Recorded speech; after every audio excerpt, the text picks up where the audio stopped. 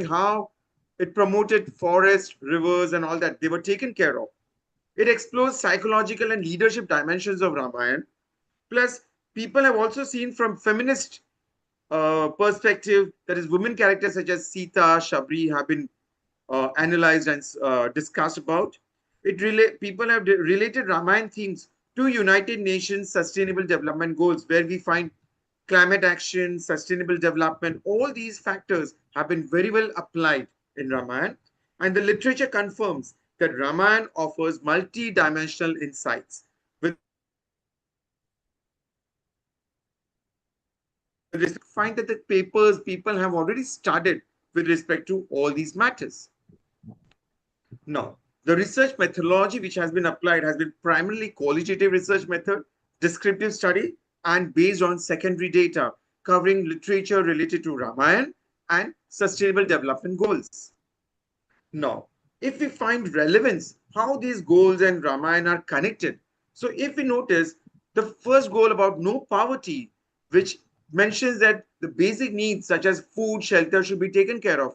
Ram Rajya ensured that all citizens in Ayodhya had their basic needs met. And currently, we also find the initiatives taken in India are Pradhan Mantri Jan Dhan Yojana. In case of zero hunger, it ensured food security and improved nutrition for all. Ayodhya Kingdom consistently highlighted wealth in terms of agricultural output. Plus, every citizen had enough food. Currently, we have National Food Security Act and PM Garib Kalyan Anna Yojana. Good health and well-being ensured reduced maternal and child mortality. Rishis and sages maintain holistic health practices by following yoga, meditation. And currently we have Ayushman Bharat, Pradhan Mantri Jan Arogya Yojana. In respect of quality education, it ensures inclusive and equitable quality education. In Gurukul, Sri Ram and his brothers received moral, spiritual, and practical education from sage Vasisht. And currently we have National Education Policy of 2020 and Swayam platform is also there of government. In respect of gender equality, it empowers all women and girls by addressing systematic and structural barriers. Sita is a source of immense strength, wisdom, and resilience in Ramayana.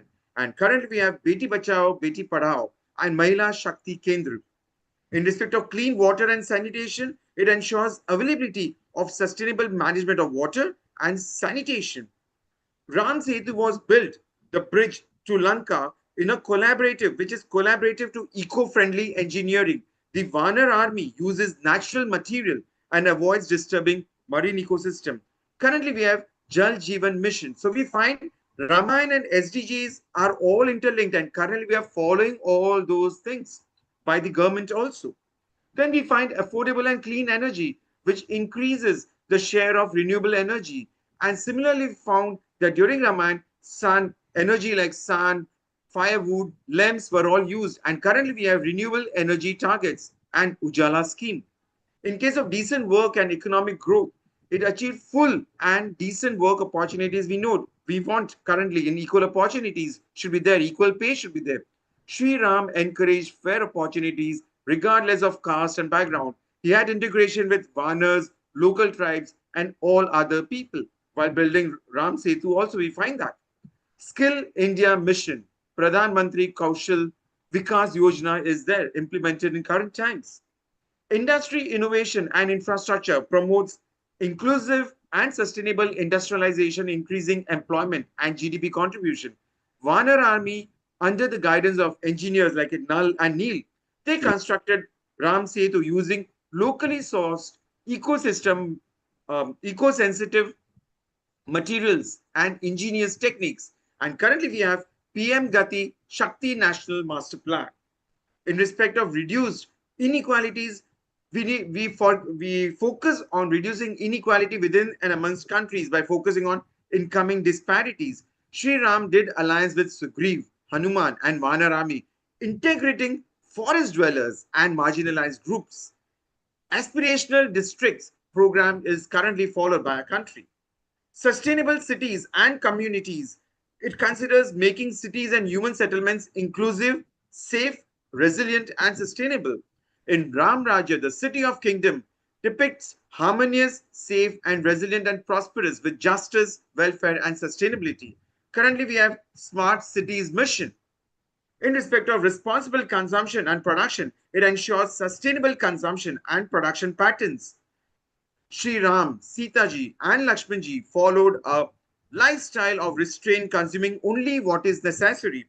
Currently, we follow Swachh Bharat mission and solid and liquid state waste management.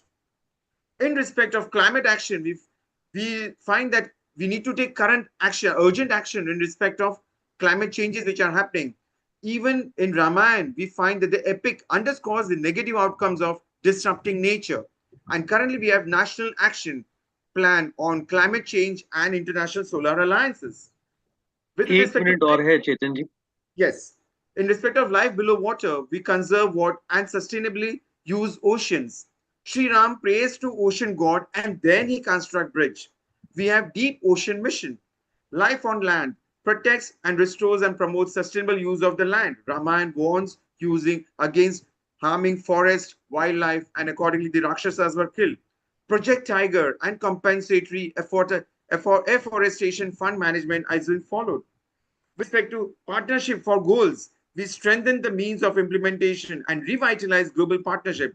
In Ram Rajya, in Sri Ram, forms partnership with Sugriv, Hanuman, Jatayu, and Vibhishan and others. And we follow Niti Ayogya and cooperative federalism.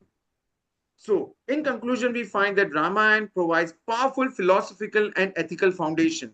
The model of Ram Rajya adheres to dharma, where social, environment, equity, environmental care, economic prosperity, peace, and partnership are taken care of. It shifts the focus from technical policy to implementation to an ethical and moral mandate. The epic demonstrates sustainability and the compassion, justice, responsibility are well central perspective and central aspect of current SDGs also and also of Ramayana. And it's a time-tested wisdom is provided by Ramayana that shows that the goals which are provided in SDGs are all attainable when both leaders and citizens follow righteous conduct, which we find in Ram Rajya also. And Ramayana functions as a culturally blueprint aligning ancient ideals with modern sustainability aspirations. That's all from my side. These are the Thank you चेतन जी. धन्यवाद. Time. references. Jai So, Siya Ram. yes, here. So, people can post their questions on the chat box, and if individually one can answer, so definitely Chetan ji would love to answer. So now I invite the next presenter, Snehal Amol Junarkar ji. Please, you may remove the slides, Chetan ji. धन्यवाद.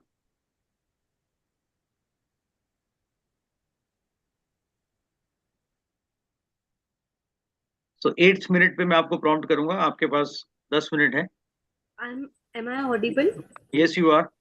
And my slides are visible? Yes. Okay. You may make it full screen. Yeah. Good evening to all. I'm Snehal Junarkar. I'm going to talk about the role of human emotions and motives for sustainable invention and innovation, and what Ramayana tells about the emotions and motives. Currently, there are innovations, but the innovations are focused only on physical need or physical publications, physical innovation way.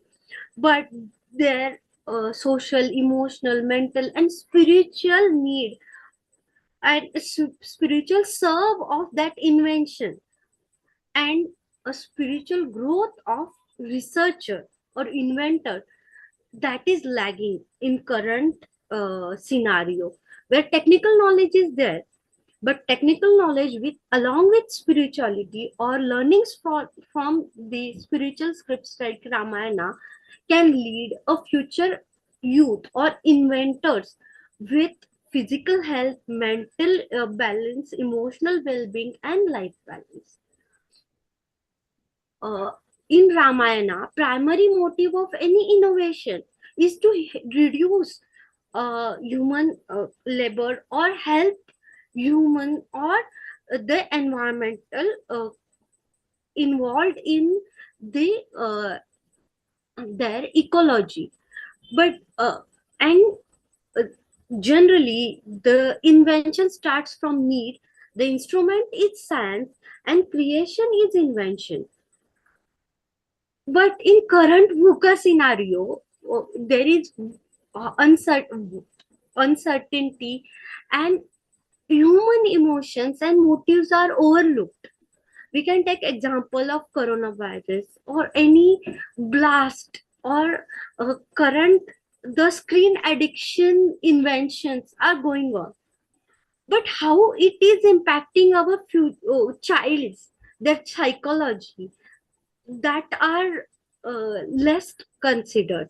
So the inattention towards human side of invention is my concern.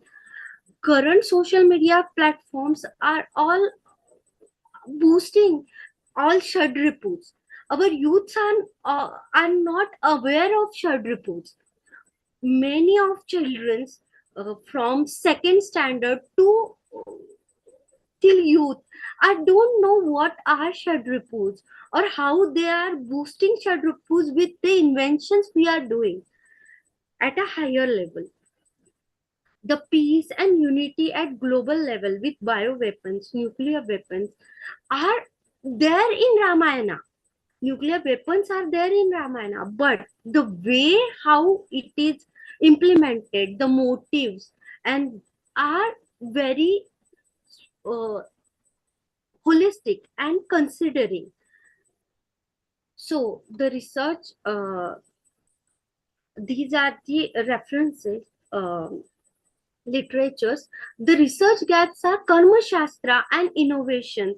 Considering Ramayana teachings are lagging in current scenario, few studies link spirituality and innovation, but extensive understanding of researchers needs to be there. Studies of importance of Karma Shastra in designing the innovation strategy at a higher level should be there since uh, pre-primary or primary level, because students are very technologically savvy at this point of time.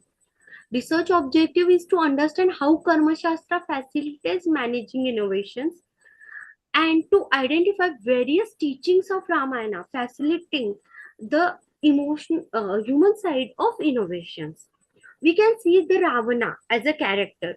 He has all the knowledge. He have superior innovative things with him. Like Pushpak Vivan, we don't have this type which can run at a Manovega. But they, uh, even though Ravana had Shad Ripus, he had Buddhi, Manas, and Chitta, which made him a strong politician or and king of Asura. But the motive and negligence towards human emotions of Sita or other kingdoms who he have acquired led his destruction. So, what innovation strategy we can learn from Ramayana, Ram Setu made are made with the a spiritual incline. So it has sustained till now. It's a 5,000 years of warranty. The Brahmastra missile, it is it has been started to destroy, but the motive behind it was very clear with Lord Rama. Hanumana, it's not about only researcher or inventor, but the guidance, the mentorship, the goal given by for the researcher should be clear, and they are in line with Ramayana teaching of Karma Shastra. So it can lead to a dharma and sustainability. The all these abilities of Hanumana are more he understood that he have this ability when he met a mentor like Rama. So our students or innovators or any project team should have a leader who can mentor and guide that team towards dharma and sustainability.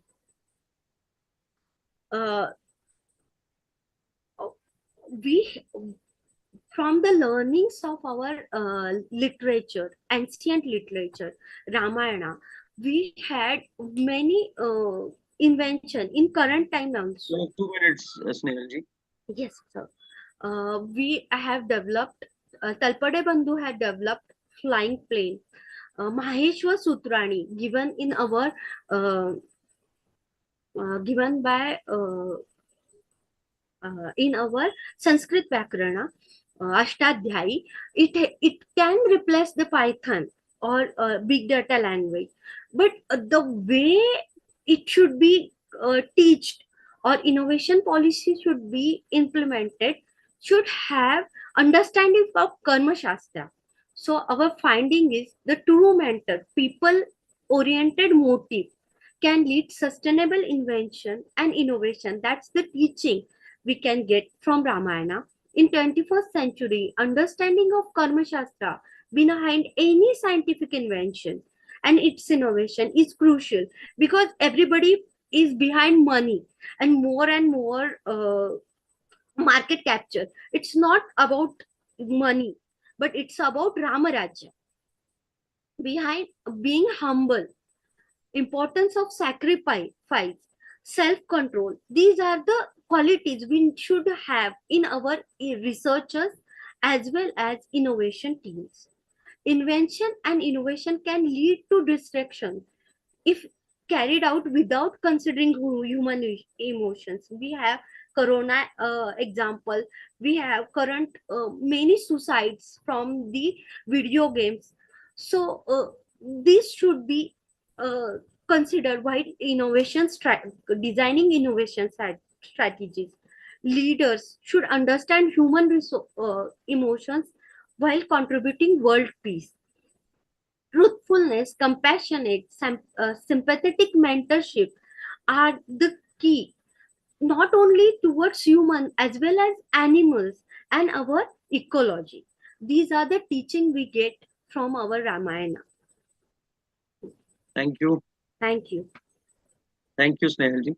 Well-timed presentation. Now I invite Prakash Giri Goswami ji. Are you there?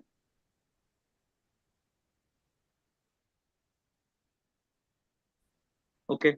So let's move on to the next paper. Prabhas Ranjan ji, are you there? Yeah, yes. Yeah, please go ahead. Snehalji, you may remove your slides, please. Yes, sir.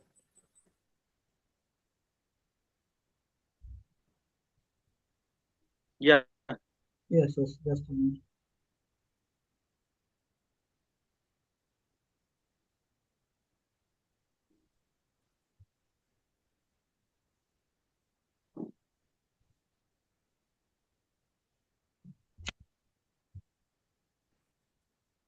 Jairamji ki everyone.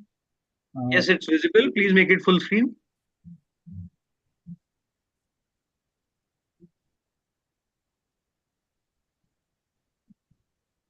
Yeah, please go ahead. I'm sorry, my camera is not working, so I have to go with audio only. So my topic is from development to dharma, sustainability lesson from Ramayana.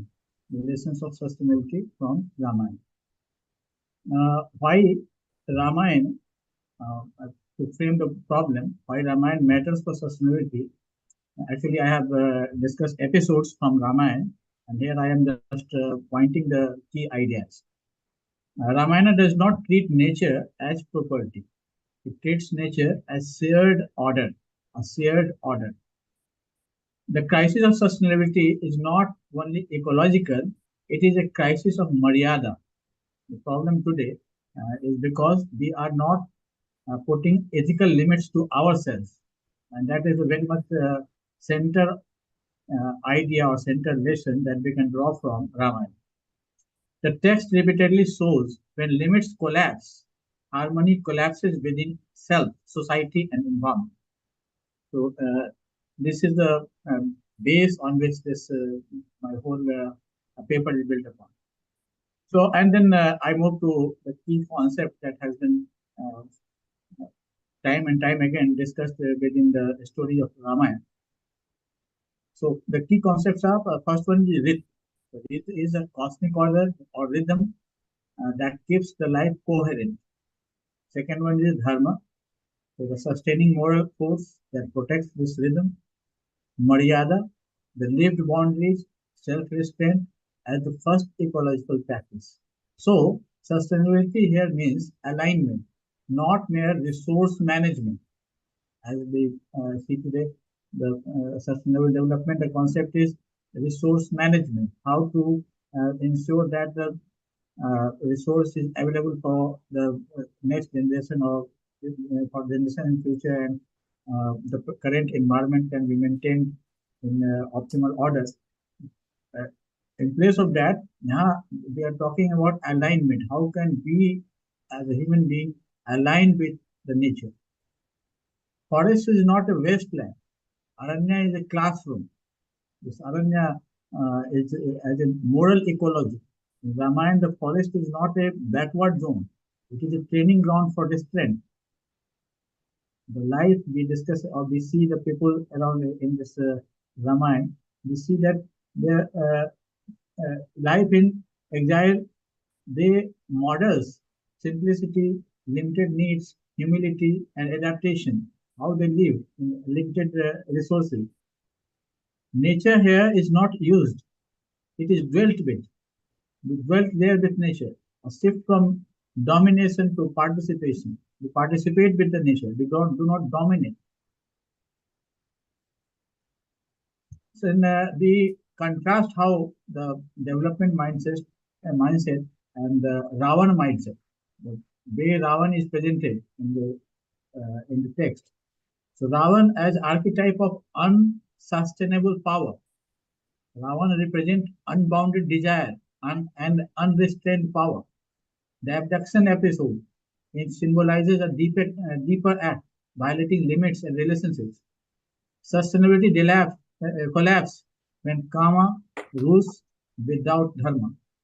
So the message is ecological crisis mirrors ethical crisis. Second, Rama. When we come to Rama, the rule as protection, not position. The kinship in Ramayana is legitimately through lok kalyan, of people's good, public good. Authority is meaningful when it protects the vulnerable and preserves order. The ideal ruler is not maximizer of growth, but guardian of balance. So these are the essential message that come from Ramayana. Dharma becomes a government principle of sustainability. So, Ramayana-based sustainability framework, if we try to draw from sustainable development to dharmic sustainability, if we try to create a new model and move from sustainable development to dharmic sustainability, so what is modern sustainability? Regulate consumption from outside through policy and technology things. When Ramayana-based sustainability, when we talk about Ramayana-based technology, it regulates desire from inside. Or the three things, the three practical triad for today.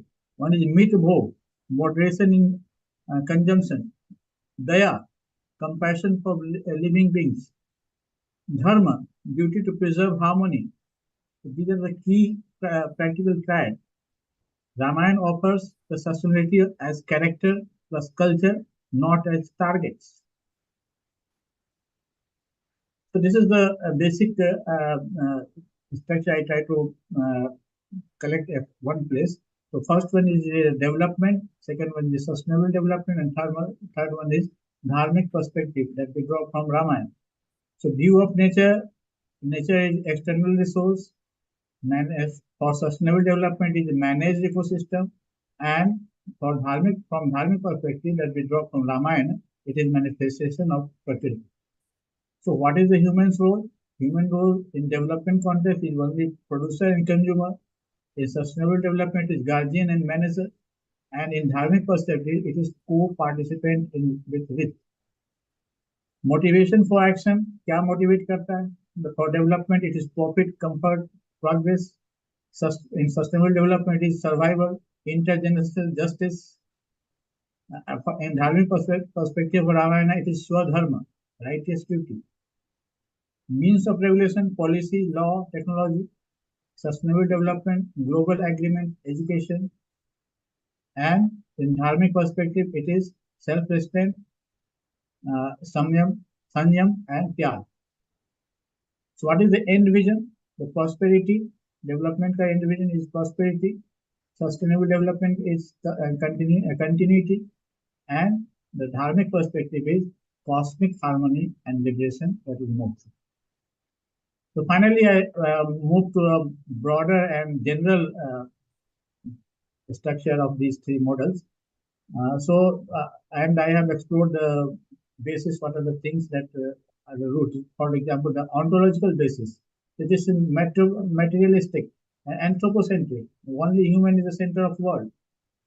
So sustainable development, briefly broaden it by appearing ecologically aware. But the dharma is cosmocentric, rhythm-based. The goal is economic progress, modernization. In sustainable development, it is intergenerational equity. And the dharma, it is harmony with cosmic order. Ethical core, what is the ethical core of it? Utility, efficiency, and productivity for development context. In sustainable development context, it is prudence and balance. And in dharmic, it is duty, restraint, harmony. That is the ethical code. Human nature relation, it is instrumental. Nature is as a resource, purely instrumental. In sustainable development, it becomes a stewardship. Human is a steward of the nature. Nature as managed asset. And in dharmic perspective, it is participatory. Nature as kin. Temporal orientation, linear progress. Sustainable development also, it is linear but precautionary. It's 1 minute for you now. Okay. Dharmic is cyclic renewal. Agencies, state, market, technology, sustainable development, institution, global cooperation, but for dharma, it is individual conscience, collective dharma. What is the crisis point? Environmental degradation in context of development, that is the crisis point. Policy-based mitigation, sustainable development, and in dharma, it is ignorance of it. Thank you. Thank you. Now it's S. Vijay Krishnaji, Dharma and Ideal Polity, Social Sustainability through Sri Ram Rajya. Are you there? Yeah, I'm there. Jai Sri Ram. Yes, Sri Ram. Pranams Yeah, to all please, the Prabhasi, you listeners. remove Yeah, your slide. I'll share my. Yes.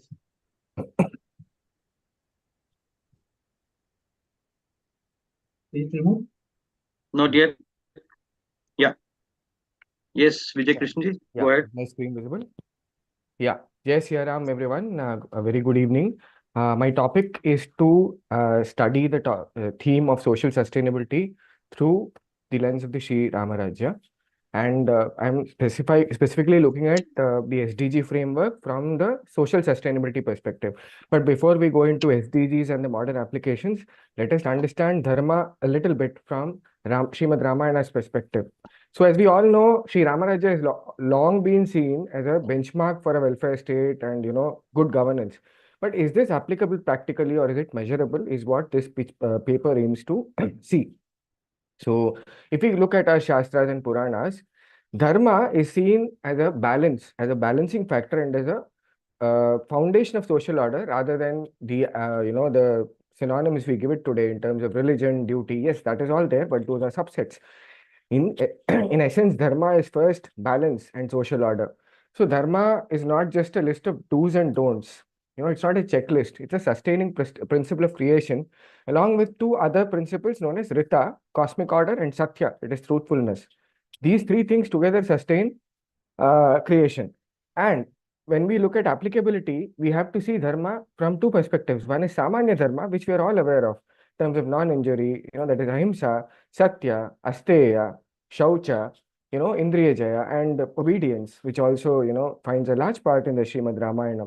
And, Samanya Dharma is followed by all humans. In fact, that is what sets humans apart from animals. If you look at texts such as the Niti Shatakam, where Mahatma Bhartrihari says, eating, sleeping, and procreation is common for animals and humans. What sets humans apart?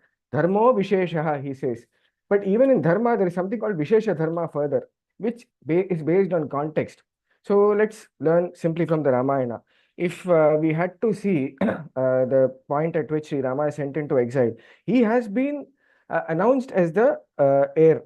But just to keep his father's promise, he upholds, the word of his father and goes into the forest. If you look at the Acharya's explanations for this incident deeper, they say it is not that Sri Rama is giving up the Rajya there. He is still establishing Raja Dharma by going to the forest. As we see when the rishis meet him in the Dandakaranya, they say, wherever you are, wherever a prince is, whether in the palace or the kingdom or in the forest, Twamno Raja Janeshwara, you are a king everywhere. And even if you look at the basis of the Ramavatara, Sriman Narayana promises the Devas that he'll eradicate Ravana and establish Dharma. For that, he has to head to the forest. So Dharma is sustenance in any context, and that is Vishesha Dharma. Let us look at some broad themes of sustainability, that we see through the Ramayana as well. One is rule-bound authority, for which we have innumerable examples. Sri Rama is always a stickler for the rule as per the context. Second is lawful restraint. Just because one has authority and power, you do not exercise it indiscriminately. One beautiful instance is, before the Setu Bandha, when he requests permission from Varuna Deva and Varuna doesn't appear, he does lift the Brahmastra to strike, but he knows when to restrain when Varuna, requests supplication. Third is clemency. Clemency, a very rarely unseen parameter in today's narrative. Today, if political powers want to achieve anything, straight attack. A very recent example is the US's attack on Venezuela just for resource creation, right? Under various excuses. But Rama, even after a personal attack, this is a small incident that comes and described in the Sundarakanda, where a crow mauls and attacks Mata Sita. He's about to punish it with the Brahmastra, but out of compassion, in the end, he grants clemency. Justice. Ravana's killing is not a personal vendetta or only for the rescue of Mata Sita. He does it to establish larger justice and fairness in society. Other, inclusion. Where does Sri Rama stop in including other members or members across society? From a squirrel to Guha to Shabari to even Jatayu, you see that his compassion extends towards all sections of society. Refugee policies. Many see Vibhishna as a changeover or somebody who shifts sides. That is not the case. Vibhishna specifically seeks refuge. Sri Rama grants him refuge without demanding anything in return. So that is his refugee policy as an indicator of social sustainability. Accountability. Again, we have two great examples in the Ramayana. One is Mata Sita's Agni Pariksha. Today it is viewed from the social lens in various manners. But if you look at it from a sustainability perspective, Sri Rama as Raja ensures that he must be above everyone. He must rise above the common talk. So to set accountability, he even separates from his wife. Banishing is another appellation, but let us look at it as mutually separates from his partner, just to ensure an example of accountability.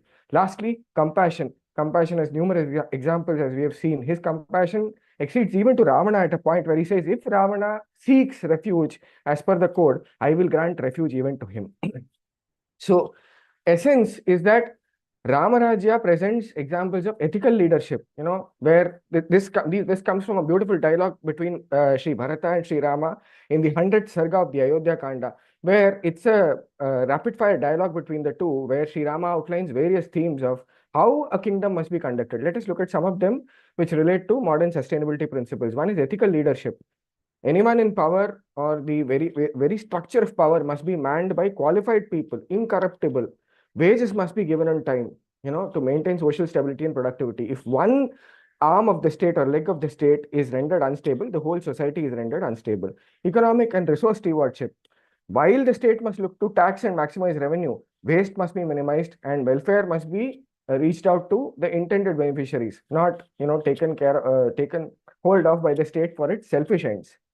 Holistic state security. Sri Rama lays specific emphasis on, keeping the army satisfied, so that the political and political preparedness and the strength of the kingdom is reinforced. And lastly, ecological health is also necessary. So he argues against indiscriminate waste or destruction of ecological resources just to achieve the state's ends.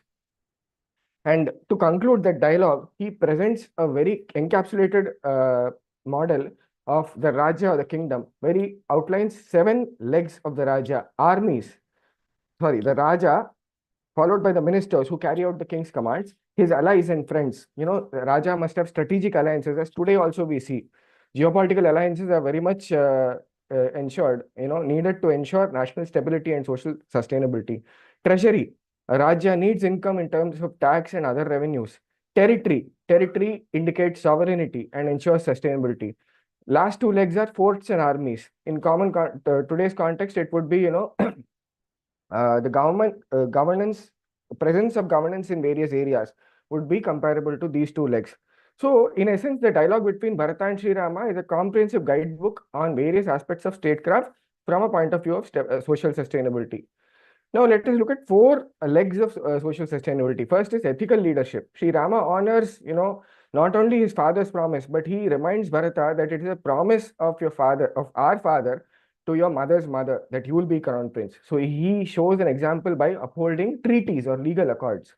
Filial piety, Pitruvakya Paripalana. He prioritizes his father's word and gives up every form of power and luxury and establishes dharma. Leadership through delegation. If we see the Ramayana, there are various instances where he kind of sets dharma, Bali Vadha, and even in Lanka, prior to the Ravanavada itself, he coronates Vibhishna as the future king of Lanka. He delegates. He does not. Huh? It's 2 minutes more for you now. Okay. Then last is justice without vengeance. Second pillar is inclusion, justice, and welfare. For the interest of time, I would just browse through these pillars and come to the conclusion. The third pillar is accountability, where, as we have seen through the Agni Pariksha and the later separation from Mata Sita, he only demonstrates his transparency. The fourth is refuge and reconciliation. He does not wage war out of interest for power. He only does it to ensure justice. And Vibhishna Sharanagati is also an exemplary example of how he protects dharma and sustainability. How does it apply today? Today, we have used the various, United Nations Sustainable Development Goals to arrive at a score for social sustainability. We have looked at 8 SDGs specific to social sustainability, then moved on to a scoring model which combines, the empirical score, which is fairness in wages, restraint in consumption, modern parameters, and looked at 30% qualitative parameters from the Ramayana instances. This gives us a scoring scale where we treat Ramaraja as a benchmark, not as a comparison. And then we compare it with the world as well as India on parameters such as governance, inequality, corruption, etc. Finally, we put it through an ESG model where we picked up parameters from within the SDGs for all these 3 pillars. And for each pillar, we have chosen 4 parameters. So 4 by average. And then when we combine these 12 parameters and divided by 3, we arrive at this ESG score for each pillar: environmental, social, and governance. Finally, we found out that while in terms of infrastructure development or modernity, both the world and India are on almost par with Ramaraja, we do trail in terms of corruption, fairness, law and order, etc. So we are only halfway through there. The current world as well as the Indian state is only halfway through the Ramaraja benchmark or ideal set in the Srimad Ramayana. So key takeaways: so Ramaraja is a gold standard, but that doesn't mean that it is utopian or unattainable.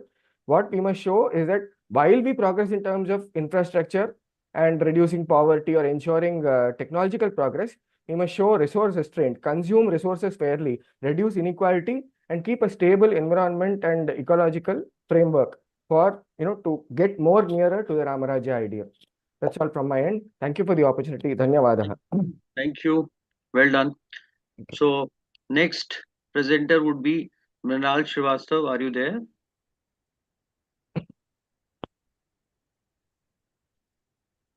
I think she's not there. Yeah, I am here, sir. You are Jai there. Shri Ram, sir. Ji, Jai Shri Ram. So please go ahead. Please go ahead. Respected chairperson, respected all co-participants, Jai Siaram to all. My paper, I'm going to read it out, sir. I'm going to present the paper. I do not have a PPT. I didn't know that the PPT was mandatory. Is it so? No. It's not at all mandatory. Please go ahead. I'm going to speak on the role of nature in Sri Ramcharitmanas, an ego-critical study. This paper offers an eco-critical and philosophic study of Goswami Tulsidas' Sri Ramcharitmanas, a pivotal text in medieval Indian devotional literature. By examining the poem's portrayal of forests, rivers, mountains, and animals, this study explores how Tulsidas constructs an integrated vision of divine ecology grounded in bhakti, devotion, dharma, righteous duty, and prakriti, that's nature. The analysis reveals that Sri Ramcharitmanas is not merely a religious or mythological narrative, but a profound ecological scripture that celebrates the unity of all creation. Combining Western eco-critical frameworks with Indian spiritual philosophy, this paper argues that Tulsidas anticipates the modern concept of eco-dharma, a moral and spiritual responsibility towards the preservation of nature. In the contemporary age of ecological crisis, literature offers crucial insights into how human beings can reimagine and reform their relationship with the natural world. The discipline of eco-criticism, as defined by Cheryl Lotfelty, is, I quote, the study of the relationship between literature and the physical environment, unquote. While Western eco-criticism emerged from the environmental movements of the late 20th century, Indian literature has already articulated an environmental ethic centuries earlier through texts like the Vedas, the Upanishads, and the epics, the Ramayana and the Mahabharata. Goswami Tulsidas' Sri Ramcharitmanas, written in 16th century in Awadhi, reinterprets the Ramayana through a devotional lens, presenting Ram not merely as a divine hero, but as the embodiment of dharma and cosmic harmony. Within this epic, nature is not a passive backdrop but a living presence, revered, responsive, and spiritually charged. This paper seeks to explore the role of nature in Sri Ramcharitmanas through an eco-critical and philosophic ecological framework. The study aims to answer three questions. How does Tulsidas depict nature as a moral and spiritual force? What philosophical worldview underlies this ecological vision? In what ways does this vision anticipate modern ecological consciousness? Through textual analysis of select verses, supported by modern eco-critical theory and Indian philosophical perspectives, the paper argues that Tulsidas constructs a sacred ecology rooted in bhakti, where environmental stewardship becomes a spiritual obligation. Modern eco-criticism, as developed by scholars like Cheryl Lotfelty, Lawrence Buell, and Greg Gerard, emphasizes the study of literature as a means of understanding human-nature relationships. Buell's concept of environmental imagination suggests that texts shape how societies perceive nature and define ethical responsibility towards it. In the Indian context, thinkers such as Kapila Vatsyayan, Vandana Shiva, and Radhakrishnan have emphasized the deep ecological consciousness embedded in Hindu philosophy. The Vedic and Upanishadic traditions view the universe as an organic whole governed by Rita, cosmic order, where all beings, humans, animals, and plants share divine essence. Tulsidas' Ramcharitmanas operates within this metaphysical framework. His understanding of Prakriti, nature, is both devotional and philosophical, merging the emotional depth of bhakti with the intellectual vision of Advait. By analyzing nature in this context through an eco-critical lens, one discovers an early articulation of what contemporary philosophers like Arne Naes would call deep ecology, a worldview grounded in interdependence and intrinsic value of all forms of life. Nature in Sri Ramcharitmanas is a living presence. In Sri Ramcharitmanas, nature exists as a sentient being. The forests, rivers, mountains, and even winds are conscious participants in the divine narrative. When Ram enters the forest, nature rejoices. When adharma prevails, the natural world trembles. In Doha 19 of the Aranyakand, Ram dekhi ban bhaye sukhari, jani prabhu aaye ban pari. The translated meaning is, the forest grew glad at the sight of Ram, knowing that the Lord had come to dwell among them. This verse captures the Ramcharitmanas' ecological ethos. Nature recognizes the divine presence and responds emotionally. Such personification of the environment conveys an early recognition of ecological sentience, the awareness that nature is not inert matter but a living sacred entity.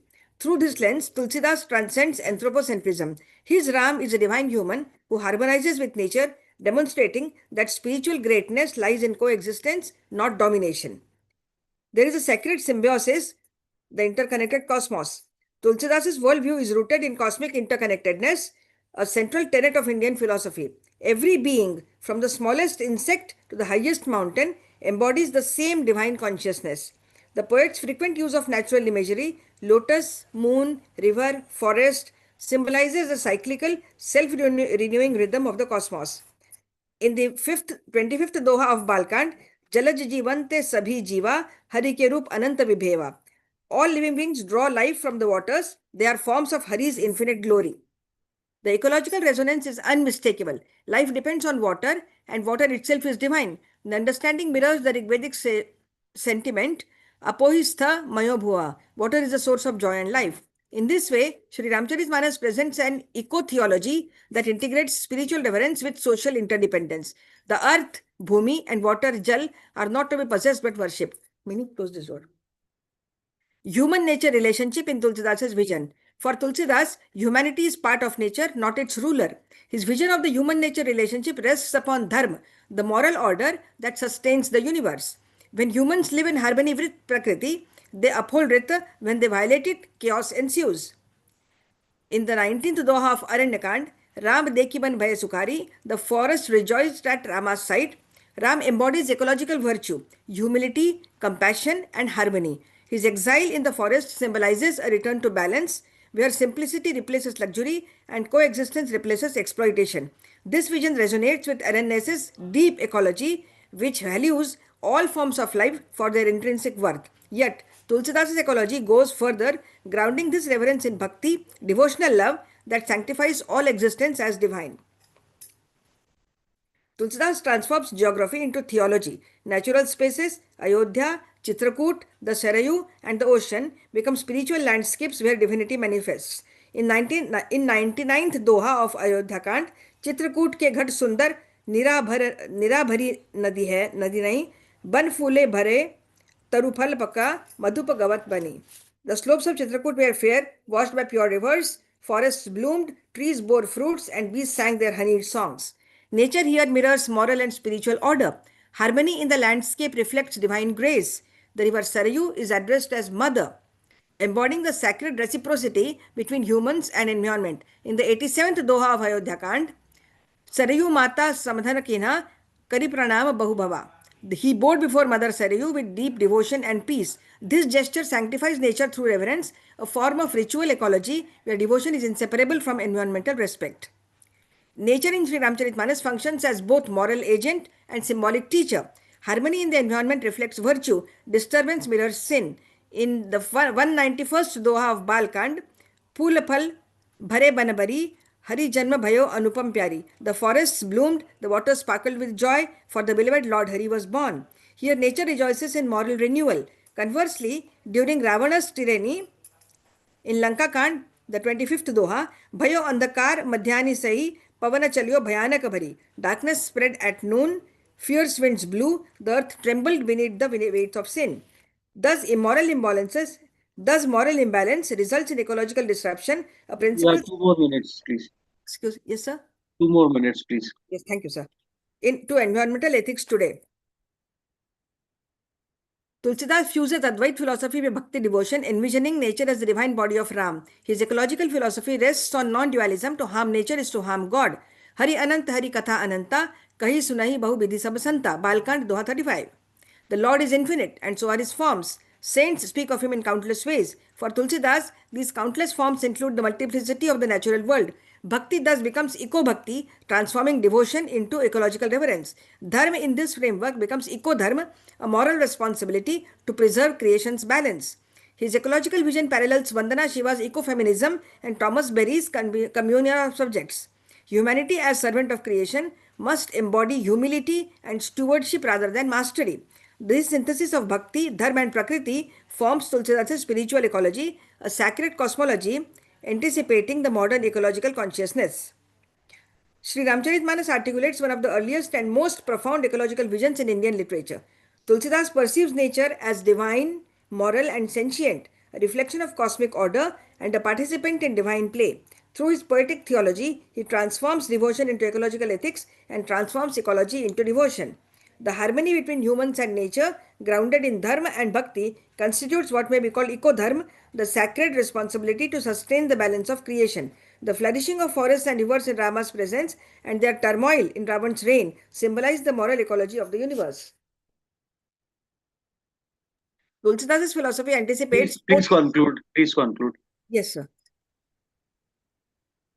Sri Ramcharitmanas thus stands not only as a devotional classic but as a scripture of ecological wisdom, an enduring testament to the unity of spirit and soil, the soul and cosmos. Thank you very much.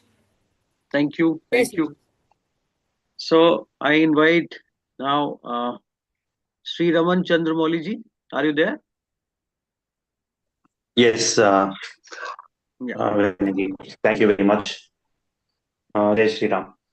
So I'm just going to share my screen on a different system so that it is hopefully that's okay. Yeah.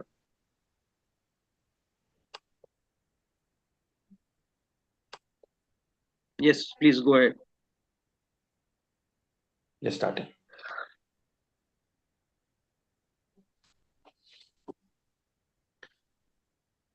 रक्षिता स्वस्य धर्मस्य स्वजनस्य च रक्षिता वेदाङ्गतत्त्वज्ञः धनुर्वेदे च निष्ठितः. This is a sloka from the very beginning of the Ramayana, that is the Sankshepa Ramayana, wherein in detail Valmiki is told about the qualities of Rama, and the highlight of this sloka is that we are talking about the dharma that Rama protects and Can you why make it it is full important. screen, please? Can you make it full screen?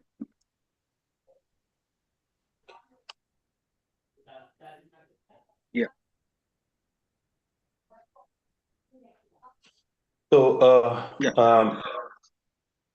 okay, this presentation is being made in support with Vijay Krishnan. Both of us prepared this topic, and though he looked at an angle of social sustainability in full strength, this one looks at economic sustainability with respect to SDG.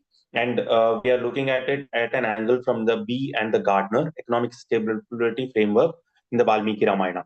That is typically we have analyzed the various vrittis of economics as mentioned in the Arthashastra, that is the Madhukara vritti, Malakara vritti, and Hahakara vritti, and how it is presented across the Ramayana and how it is going to be useful or which is going to be better placed in the current world, and how ideal is the Rama's economic model.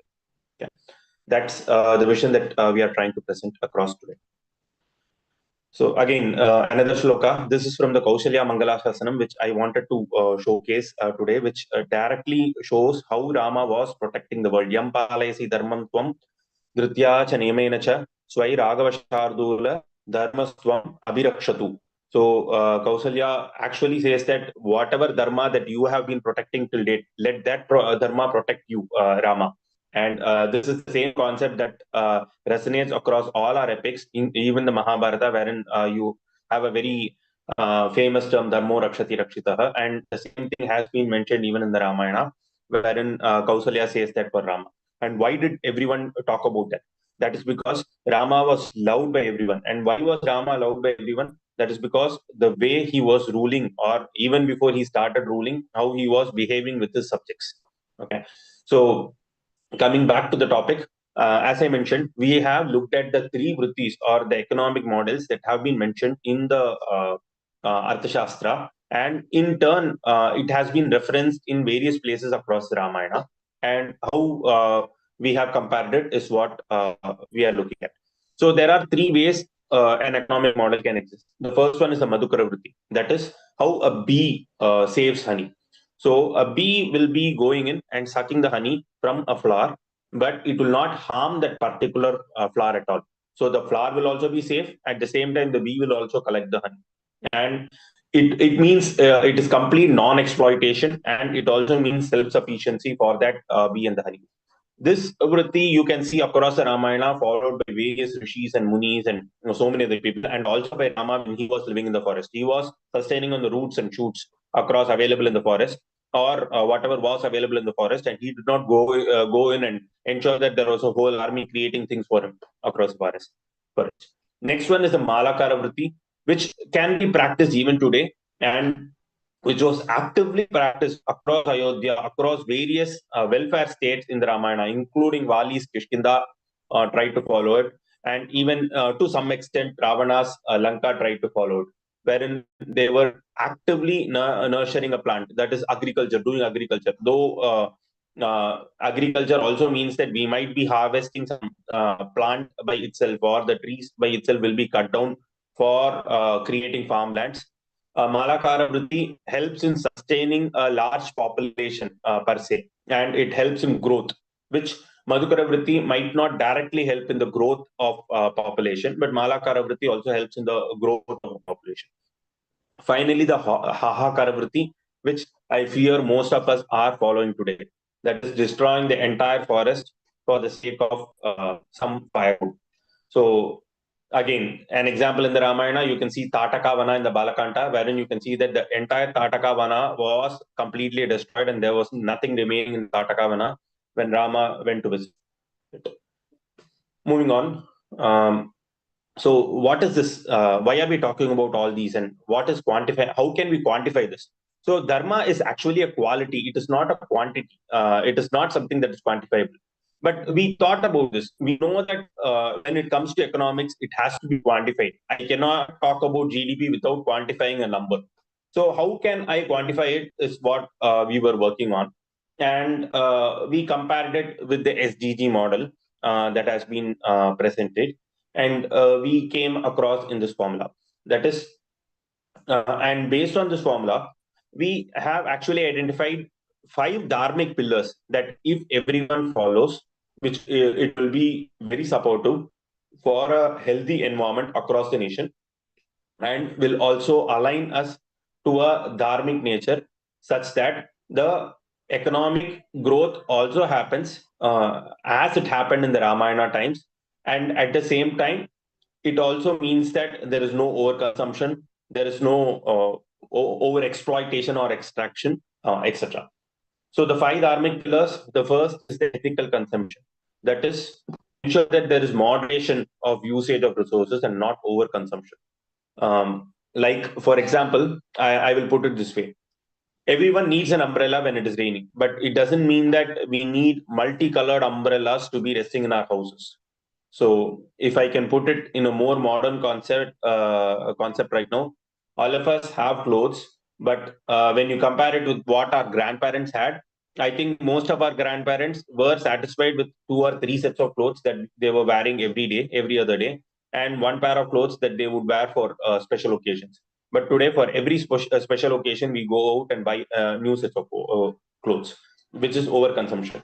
Next, social harmony, wherein there is a difference between collaboration and fragmentation. Again, social harmony depends more on collaboration rather than fragmentation. It might mean that there is more economic growth because of fragmentation. You have individual families living in, which means that there are more housing growth, etc. But that doesn't mean that you will have to overexploit the economy or overexploit the natural resources to achieve that. Next, just wages.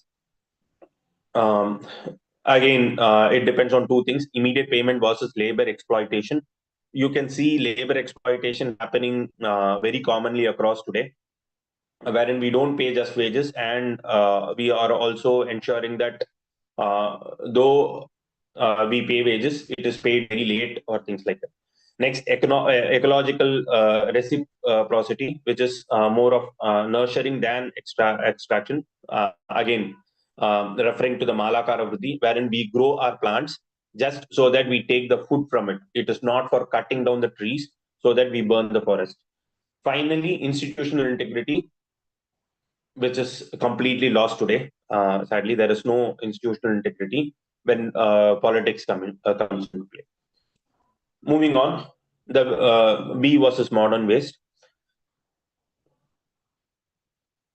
So the biggest difference that we found is that we don't have responsible consumption, as I pointed out in the previous examples. You have two more minutes, please. 2 more minutes. I'll just make it quicker. So there is a lot of production that is happening. So we just did modern scoring across. the modern score is 2.5 out of 10, wherein there is a lot of single-use things that are created, like single-use plastics, etc., and they are not planned or disposed of properly. But in Ramaraja, everything was made in such a way that it was reused completely. They practice Madhukara Vritti and Malakara Vritti. How we can achieve it is by using local products, using biodegradable resources, etc.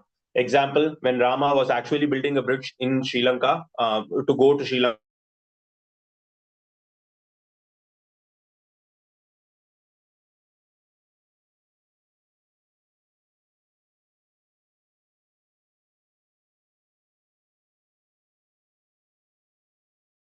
modern SDGs track employment, they often overlook the dignity and timelines. Like what happens is we often work for long hours, which is actually leading to high corruption and inequality, wherein some people will not be able to work long hours, etc. Again, Rama in Ayodhya Kanta has actually detailed about all these things to Bharata, which has been explained in greater detail in our paper. And the dharmic solution is treating labor not as a cost, but as a community that has to be sustained. Finally, resource stewardship. I just wanted to highlight on this concept. Rama actually talks about an elephant forest, wherein they grow elephants in a particular area of a forest. Reason for it is that it is not a waste of the resource of the forest, but actually what happens is this forest is going to be useful in warfare. This is going to be useful in wherever they are going to use elephants, etc. So it is about thinking long term and developing areas for ecological sustainability. One last Please conclude. Yeah. Last thing, Ramaraja economics was at 10, score of 10. But modern India, we are looking at it to be at 5.06%, and the global average at 4.83%. Our aim to we might not be able to meet the 10 guidelines of Ramayana times, but we should bring in sustainability and we should bring in harmonious growth across the world so that we can at least achieve 6 or 6.5. Thank you. Thank you. Thank you. Thank you. Yeah. So the next presenter would be Manashi Ghosh. Are you there? Sri Ramanji, please remove your slides. Yeah. Manashi Ghosh, are you there? Manashi may be joining late, and as well as Tulsi Giri Goswami. They just sent me a message. Right. Okay. So let's go for the other presenter. That is Rachna. Are you there? Rachna? Okay. Sir, am I audible? You are, yes. Sir, I am here. Okay. Good evening, sir. Okay. Good evening to all of you. Can you switch on your camera, please? Yeah. Okay, sir. Sir, am I visible now? Yes, you are. Please. My topic is the earth does not belong to us. We belong to earth, an eco concern in Ramayana. The Ramayana, one of the most revered epics of Indian civilization, is not merely a tale of dharma, devotion, and heroism.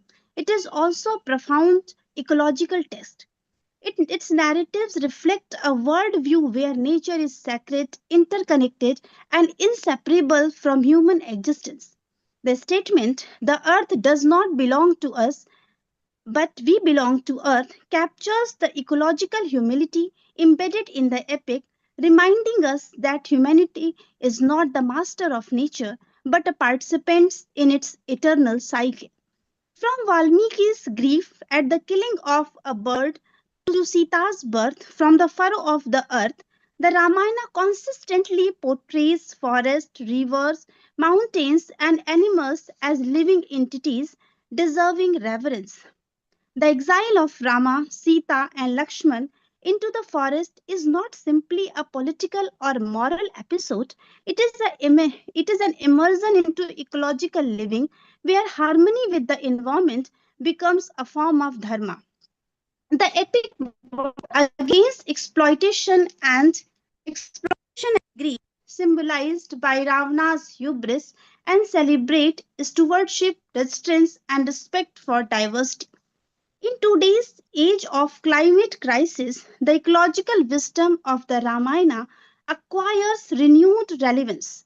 Its vision anticipates modern principles of sustainability, teaching that ecological imbalance arises when humans forgets their place within nature's web. By revisiting this ancient text, we rediscover an ethic of humility and stewardship. The earth is not our possession, but our mother, our sustainer, and our ultimate refuge. The Ramayana constantly portrays forests, rivers, mountains, and animals as divine entities rather than inert resources. Aranyakand, Book of the Forest, in the Ramayana is the richest section of exploring eco concern. It vividly portrays forest life, human nature, relationship, and the ethical responsibility of living in harmony with the environment. Ram, Sita, and Lakshmana's exile is not punishment but a return to nature. The forest becomes a space of dharma and learning where human beings must adapt the rhythms of the natural world. Their life in the forest reflects humility. They live simply, relying on fruits, roots, and rivers, embodying sustainable living. The forest is depicted as Tapovan, a place of penance, meditation, and spiritual growth. Hermitages thrive in balance with wildlife, showing that human settlements can coexist with ecosystems without exploitation. Forest is not hostile wilderness, but a sanctuary of biodiversity and spiritual energy. Uh, in Sundarkand, Hanuman's leap across the ocean is one of the most celebrated episodes of Sundarkand. His journey highlights the immensity and sacredness of natural landscapes. Oceans, mountains, and skies are not inert backdrops but living forces that test and support him. The ocean itself is invoked as a sentient entity, offering passage when Hanuman prays, showing that nature responds to humility and devotion. Hanuman rests on Mount Menka, which rises from the ocean to offer him respite. These episodes illustrate that mountains are living being with agency, capable of compassion and support. It reinforces the ecological ethic that humans are not separate from nature but part of its network. As Hanuman enters Lanka, he encounters lush groves, gardens, and forests. These landscapes are described with reverence, showing that abundance and fertility of nature even in enemy territory.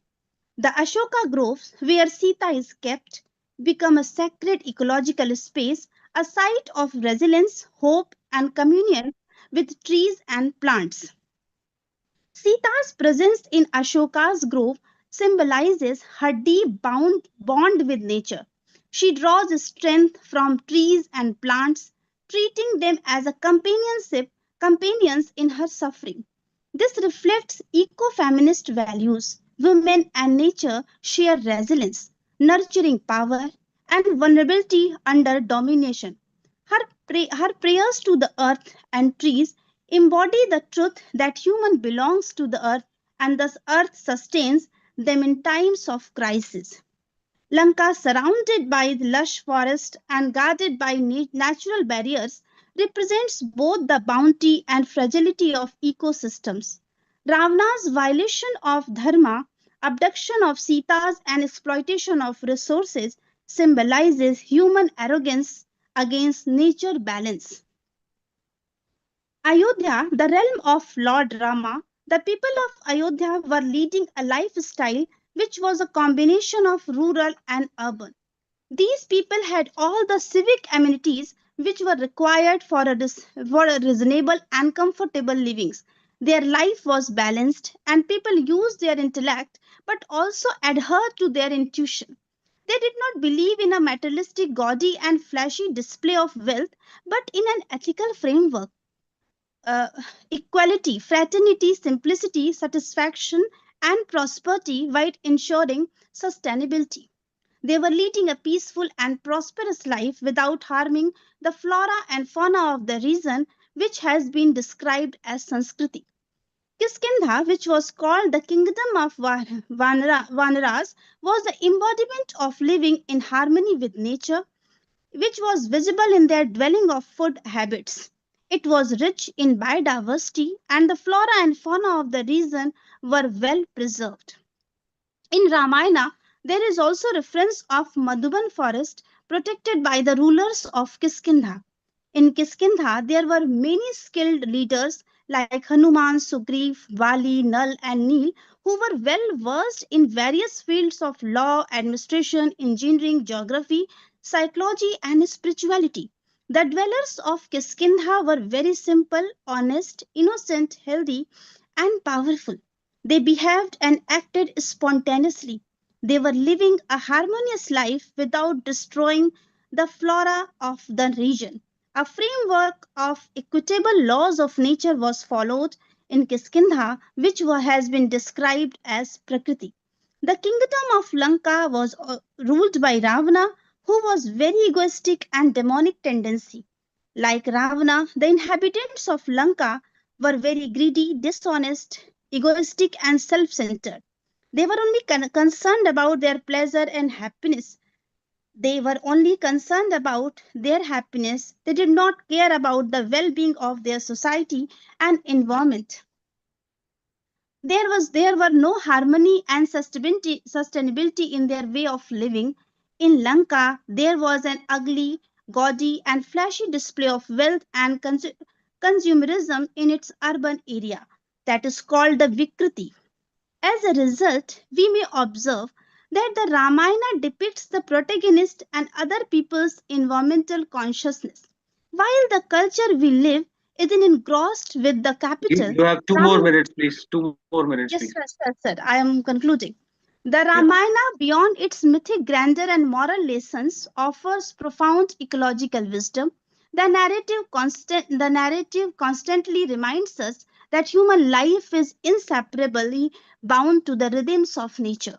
Forests are not merely backdrops, but living sanctuaries.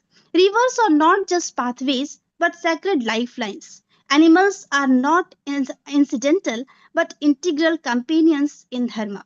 The exile of Rama into the forest, the reverence showed to rivers like the Ganga and Godavari, and the ecological symbolism of Vanaras and Rakshasas all highlight a worldview where nature is sacred, not subordinate. Thus, Ramayana anticipates modern eco-critical concerns. It warns against anthropocentric arrogance and affirms that the earth is not a possession but a shared home. To belong to the earth is to accept responsibility for its preservation, to live with humility, and to recognize that dharma itself is incomplete with ecological balance. In today's age of climate crisis, this ancient wisdom resonates with urgency. The Ramayana's eco-ethical reminds us that the sensibility is not a modern invention but a timeless truth. We are custodians, not owners of the earth. Thank you. Thank you. So I would invite Aparak now to present his paper. Aparak, go ahead. प्रणाम sir, सभी को चरण स्पर्श। और मैं शुरू करना चाहूँगा। हेलो, और आवाज आ रही है? हाँ हाँ हाँ, जी कहो सर, अपराध। जी sir, my topic is sustainability from the perspective of Ramayana। और इस पे हम बात करना चाहेंगे एक्चुअली। बस एक मिनट सर। स्लाइड्स अगर हैं तो स्लाइड शेयर कर सकते हैं आप। नहीं सर, स्लाइड्स अभी नहीं, वो सिस्टम में थे, सिस्टम में। अच्छा ठीक, तो आप ऐसे ही बोलो। हाँ प्लीज। Ji sir. सर तो अभी कुछ दिन पहले मैं एक डॉक्यूमेंट्री देख रहा था, मिनिमलिज्म करके। तो इट वाज अबाउट कि how we are reducing our uses and all. उसमें उन्होंने पहले डॉक्यूमेंटेशन दिखाया कि कैसे कंज्यूम में ही सबसे बड़ी प्रॉब्लम है इस समय सस्टेनेबिलिटी के लिए। एज वी ऑल नो कि सस्टेनेबिलिटी मतलब वही है कि हम अभी थॉटफुली कंज्यूम करें so we can save for our upcoming generations. तो उसमें पूरे मतलब हाफ डॉक्यूमेंट्री तक उसमें यही था कि हाँ उन्होंने डॉक्यूमेंटेशन दिखाया कि कैसे उन्होंने अपने रिड्यूस किए यूजेस को और फिर वो कम करते जा रहे हैं ताकि वो ज़्यादा देर सर्वाइव कर सकें। लेकिन आधे समय तक मैं यही सोचता रहा कि अगर ये सब चीज़ें अगर अभी तक ही अगर sorry sir, if we will do it forcefully then to what extent we should reduce our use, मतलब किस एक्सटेंट तक हमें रिड्यूस करना चाहिए। और अगर हम फोर्सफुली उसको रिड्यूस करेंगे तो फिर किस तरह से मतलब कब तक वो सरवाइव कर पाएगा। और अगर ये लॉन्ग लास्टिंग सरवाइव कर भी जाए तो फिर तो फिर भी जो मानव चित्त की जो नेचुरल टेंडेंसी होती है विषय भोग करने की, ठीक, तो उसका हम क्या करेंगे फिर। उसको काबू करना गीता में भी कहा है भगवान ने कि मतलब मना चंचला ही मना कृष्णा, मतलब अर्जुन जी ने कहा था ये कृष्ण जी मन बहुत चंचल है तो उस पर काबू पा पाना पॉसिबल नहीं है। हमें उसे फ्री ही छोड़ना होगा। सो और उसे एक डायरेक्शन देना होगा कि आपको सोचना किस चीज़ के बारे में विचार करना है, चिंतन करना है। तो उस डॉक्यूमेंट्री के हाफ के बाद ही उन्होंने फिर वो जो सब्जेक्ट्स थे उसमें वो लोग योग एंड मेडिटेशन पे चले गए। तो जैसे ही वो लोग योग एंड मेडिटेशन पे गए देन तुरंत मेरे दिमाग में रामायण की चौपाई आई मानस की कि करहि आहार मूल फल खंदा सुमरहि ब्रह्म सच्चिदानंदा। मतलब इसमें दिखाया है, इसमें तो मुझे लगा ये तो वही हो रहा है, ये अपने मिनिमाइज कर रहे हैं यूसेस को और फिर ब्रह्म का ध्यान कर रहे हैं। तो हो सकता है यही एक पॉसिबल वे हो जो अब हमें सस्टेनेबिलिटी की तरफ ले जाए। और उसके बाद फिर अगर हम ध्यान कर रहे हैं तो फिर किस ईश्वर का कर रहे हैं। तो अगर हम मतलब जैसा हमारे उसमें कहा गया फिर दूसरी चौपाई ये है ईश्वर अंश जीव अविनाशी, कि मतलब जो संपूर्ण जीव है वो ईश्वर के ही अंश हैं। तो अगर संपूर्ण ये जो ईश्वर के ही अंश हैं तो हमारे अंदर भी है। तो ध्यान करने के लिए सबसे अच्छा हमें हमारे धर्म में जितना भी सिखाया गया है वो ये है कि हम अपने अंदर पे ही ध्यान करें, अपने अंदर की शक्तियों पे ध्यान करें। तो इस तरह ध्यान करने में भी आसानी होती है। और फिर दूसरी लेकिन धीरे धीरे ध्यान करते करते ये चीज़ें मतलब हमारा सेल्फ जो है वो इतना बड़ा ना हो जाए कि फिर हम सेल्फ को ही सब सब कुछ मानने लगे। तो इसीलिए अगली चौपाई जो आती है दिमाग में प्रभु व्यापक सर्वस्व समाना, प्रभु जो है सब में समान रूप से व्याप्त हैं। तो इस तरह जब हमारे ये थॉट्स रहेंगे तो हम सबके अंदर अपना अंश देखेंगे, प्रभु का अंश देखेंगे और फिर हम सबके लिए समान रूप से बिहेव कर पाएंगे। फिर वो जो भोग की प्रवृत्ति या फिर ऐसा लगता है कि रिसोर्सेस कम है, वी शुड यूज मोर या वी शुड स्टोर मोर अपने कंजम्पशन के लिए, तो इस तरह से ये जो भोग का भाव है ये हमारे अंदर नहीं आएगा। और जब हम प्रभु की प्रभु का चिंतन करेंगे तो जब हम प्रभु का चिंतन करेंगे तो प्रभु में ही लीन होने की, तो फिर भोग से हमारी जो भोग की वासना है, भोग की जो इच्छा है हमारी वो खत्म हो जाती है। और तो सर कंक्लूजन यही है कि मतलब I want to conclude myself sir. हाँ, राइट। थैंक यू अपरार, बहुत सुंदर थैंक यू तरीके से प्रेजेंट किया। Thank you. थैंक यू तो प्रणाम सर, चरण स्पर्श सर, प्रणाम। अब I invite Niti Agarwal Sharan ji, are you there? Yes, sir, I'm here. A very good या evening please go ahead. to या everyone sitting over here. The topic of my paper is Ramayan's influence on Indian cultural heritage and sustainability. The Ramayana attributed to the sage Valmiki, is more than an epic narrative of a prince's journey. It is a foundational manual for deep ecology and civilizational sustainability. This paper explores the transition of Prince Ram from the urbanity of Ayodhya to the wilderness of the Dandakanya forest, analyzing it as a blueprint for human nature equilibrium. By employing an eco critical lens, the study examines how the concept of dharma, that is, righteousness, is inextricably linked to Prakriti, nature, through specific examples of forest taxonomy, animal kinship, and water ethics. The paper argues that the Ramayana provides a proto environmental framework that continues to safeguard India's biodiversity through sacred ecology. Ultimately, it posits that the epic's cultural heritage offers a traditional yet vital solution to contemporary ecological crisis. In world literature, the forest is often portrayed as a dark, chaotic void to be tamed by the hero. In the Ramayana, however, the forest is the site of supreme intellectual and spiritual discourse. Ram's 14-year exile, Vanvas, is not a period of status, but one of profound ecological engagement. The sustainability of Indian civilization is rooted in this rejection of anthropocentrism.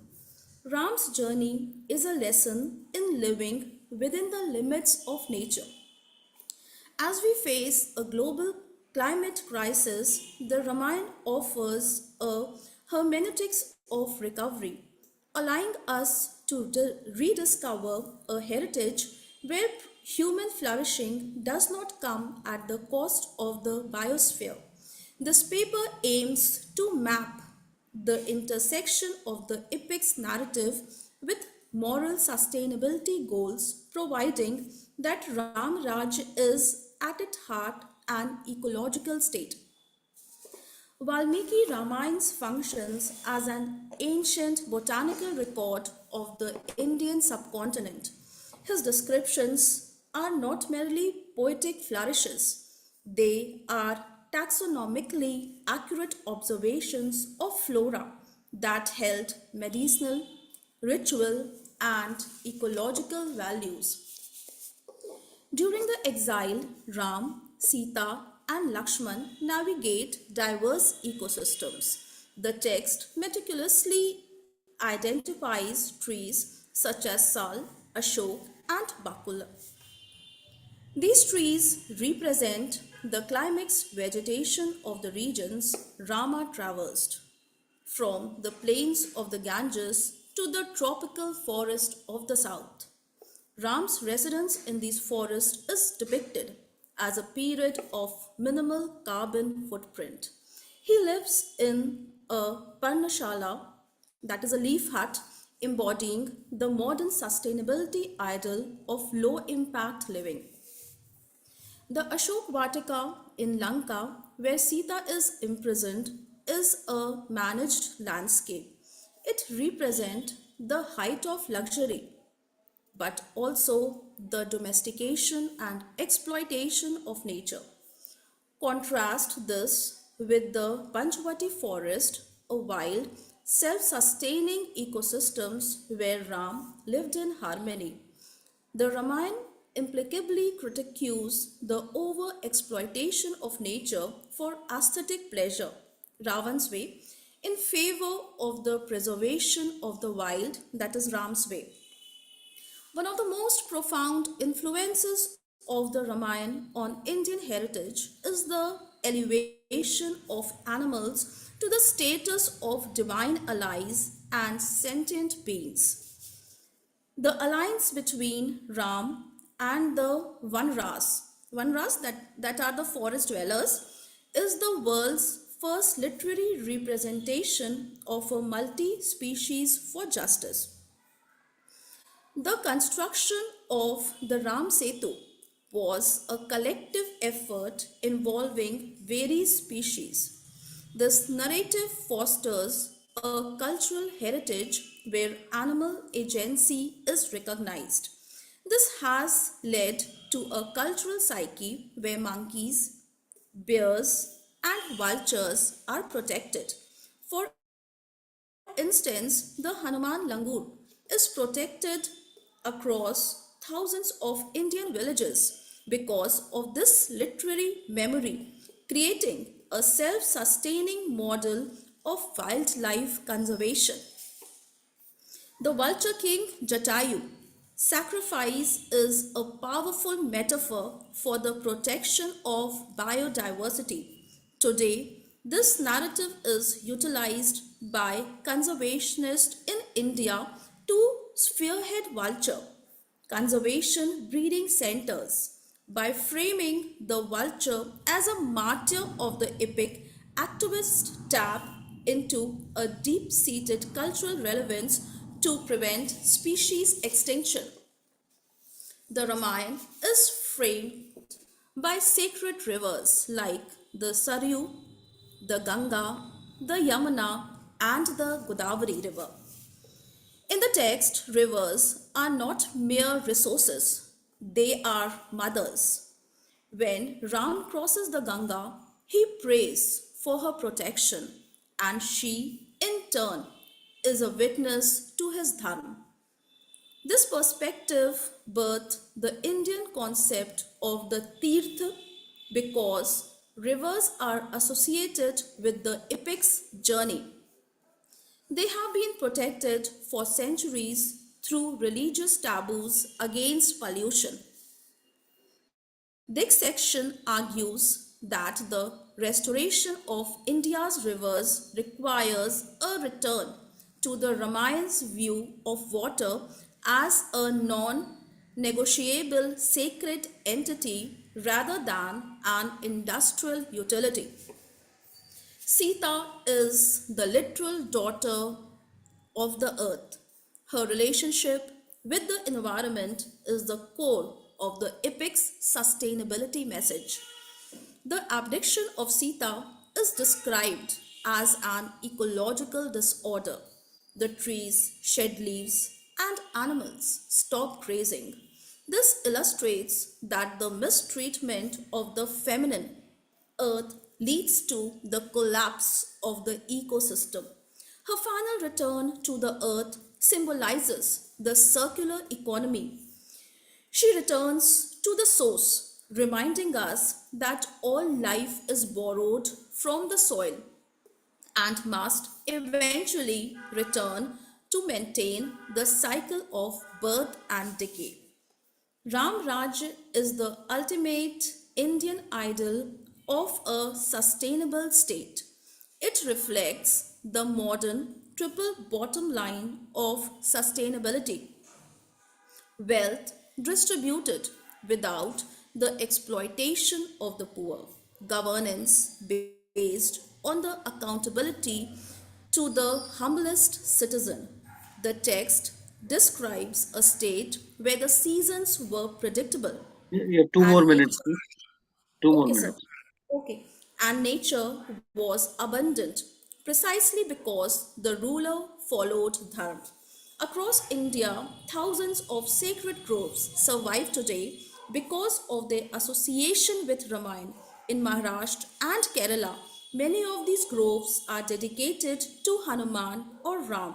These groves act as micro reservoirs of biodiversity preserved through a cultural heritage that values spiritual sanctity over commercial extension. I would like to conclude the paper.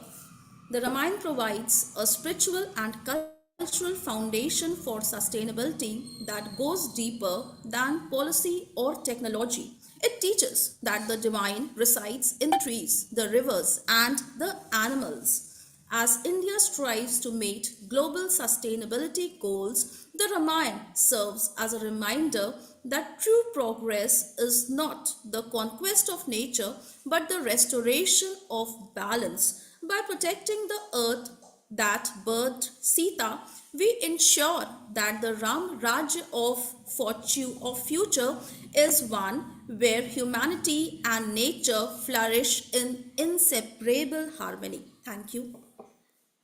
Thank you. So now it's Nidhi Yadav. Are you there?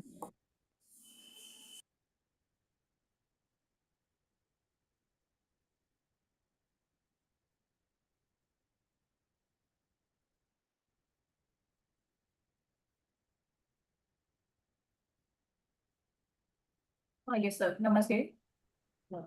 I'm sure. Yeah. Yeah, please go ahead. Just connect.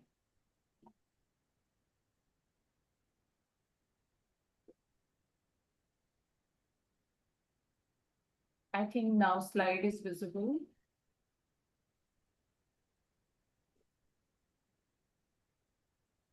Yeah. You can make it full screen, please.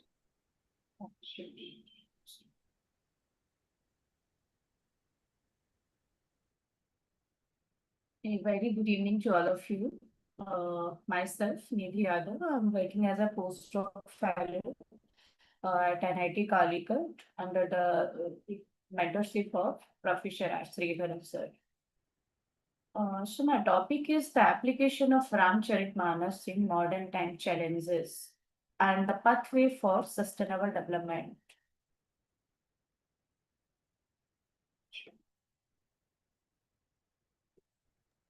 Can you make this full screen, please? Just a minute, I'm doing that.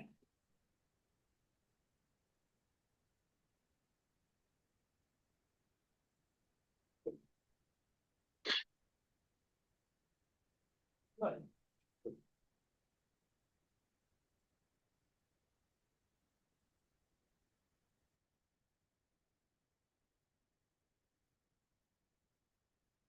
now I think it's okay. Yeah, please go ahead.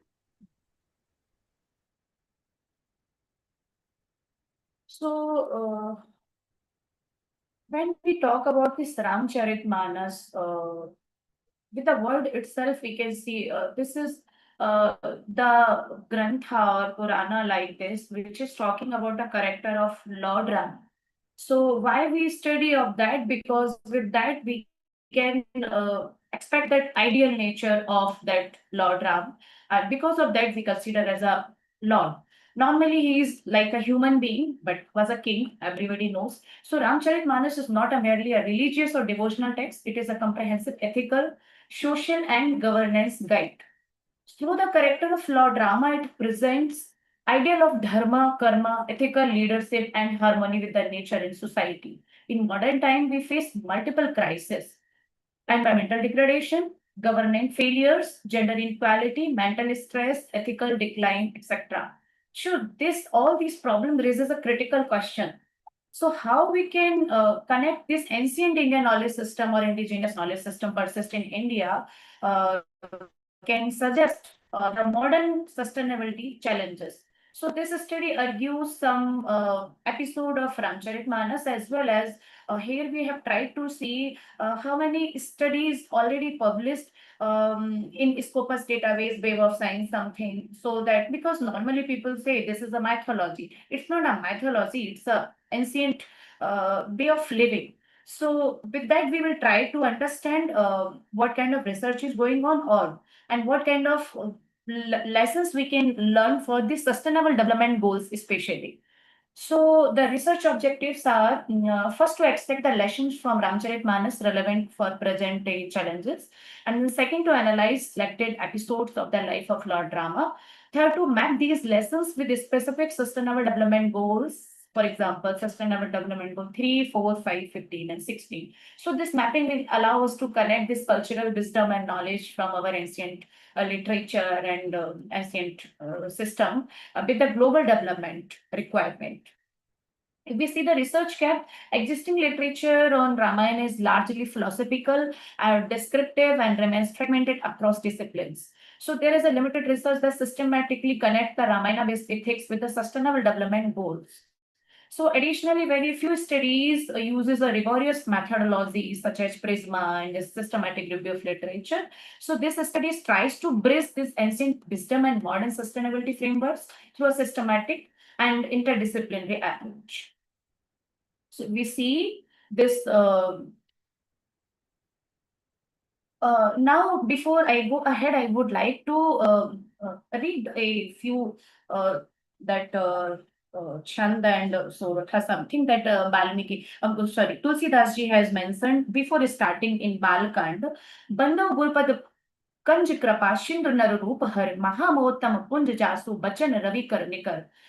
मतलब मैं उन गुरु महाराज के चरण कमलों की वंदना करता हूँ जो कृपा के समुद्र और नर रूप में श्री हरि ही हैं, जिनके वचन महामोह रूपी घने अंधकार के नाश करने के लिए सूर्य किरणों के सन्मुख है। यहाँ से हम इन चीजों को कोरिलेट कर सकते हैं, जैसे कि गुरु का मतलब है जो हमारे मन के अंधकार को नाश करे। एंड यहाँ पे हम गुरु की वंदना करते हैं और उसमें एक्सप्लेन कर रहे हैं तुलसीदास जी कि वो नर रूप में श्री हरि ही है। तो जिस तरीके से हमें जीवन जीने के लिए हमेशा गुरु की सहायता चाहिए होती है और हमेशा गुरु के बाद हम भगवान को पाने के लिए जो भी साधना पूजा पाठ करते हैं, तो here itself we can understand कि गुरु और हरि और ईश्वर एक ही है। So before he starts, he says, बंदव गुरपद पदम परागा सूरज सुबास सरस अनुरागा अमे मोर मैं चूरन चारू समन सकल भव रुज परवारू। मैं उन गुरु महाराज के चरण कमलों की रज की वंदना करता हूँ जो सुरचि सुगंध और अनुराग रूपी रस से भरपूर हैं और वह अमर मूल का सुंदर छोड़ है जो संपूर्ण भवरोगों के परिवार को नाश करने वाला है। अगर हम रामचरित मानस से देखें कि हम यहाँ जिस राम के चरित्र की वर्णन कर रहे हैं वो गुरु समान ही है, गुरु ही है, और उनको पाने के लिए हम इस समाज में, संसार में जो भी हमें नर रूप में गुरु आते हैं हम उनकी वंदना करते हैं। तो जो भी इस संसार के रोग हैं, विपत्तियां हैं, प्रॉब्लम्स हैं, उन सबका नाश करते हैं। तो when we connect with sustainable development goals, here also we are trying to eliminate all the diseases, problems persist all over the world. So here we need to first connect the conceptual thing, why we require sustainable development, why we require sustainable development goals, and why we are talking about the Ramcharitmanas. So here we need not to connect with a specific dharma and some belief system. It is a logical as it is. So next is Shri गुरुपदनख मणिगण ज्योति सुमृत दिव्य तिरस्ठिय होती दलन मोह तमसो सप्रकाशो बड़े भाग उर आवै जासु। श्री गुरु महाराज के चरण नखों की ज्योति मणियों के प्रकाश के समान है, जिसका स्मरण करते ही हृदय में दिव्य दृष्टि उत्पन्न हो जाती है। वह प्रकाश अज्ञान रूपी अंधकार का नाश करने वाला है।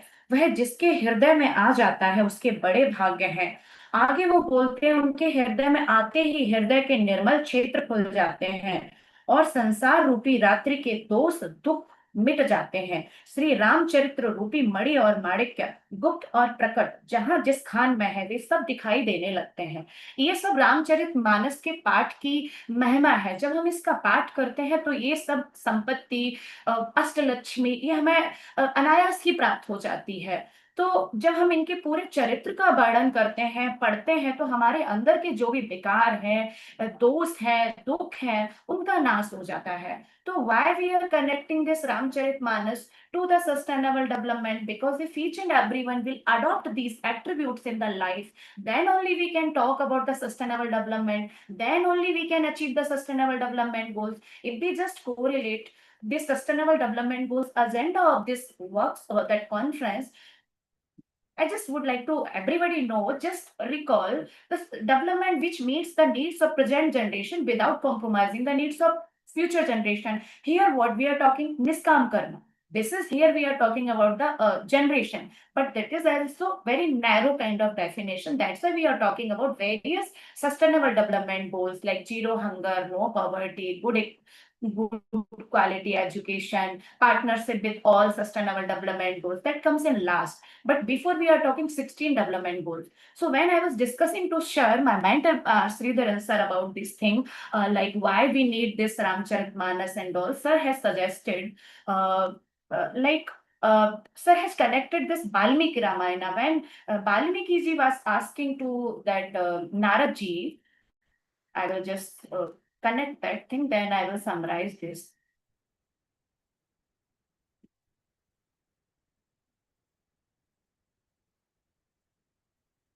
Actually, this when we are talking about the technical thing, before that we need to understand what is the practical implications, what are the policy implications. Then it shows some connection. हाँ, see Narad ji से पूछते हैं वाल्मीकि जी इस समय संसार में गुणवान, वीरवान, धर्मज्ञ, कृतज्ञ किए हुए, उपकार को न भूलने वाले, सत्यवादी, दृढ़, अनेक प्रकार के चरित्र करने वाले, प्राणी मात्र के हितैषी, विद्वान, समर्थ, अति दर्शनीय, धैर्यवान, क्रोध को जीतने वाले, तेजस्वी, ईर्ष्या शून्य और युद्ध में क्रुद्ध होने पर भी देवताओं को भयभीत करने वाले कौन है? तब नारद जी उनको बताते हैं कि इसमें प्रॉपर नहीं दिख रहा है कि ये सारे गुण जो धारण करते हैं वो श्री राम है जो इक्ष्वाकु वंश में उत्पन्न हुए हैं। तो यहाँ से हम कनेक्ट कर सकते हैं कि what is the importance of studying the character of Lord Rama. So this is the importance and the justice requirement to do such kind of study to adopt this Ramayana or Ramcharitmanas in our own life. So now connect with this.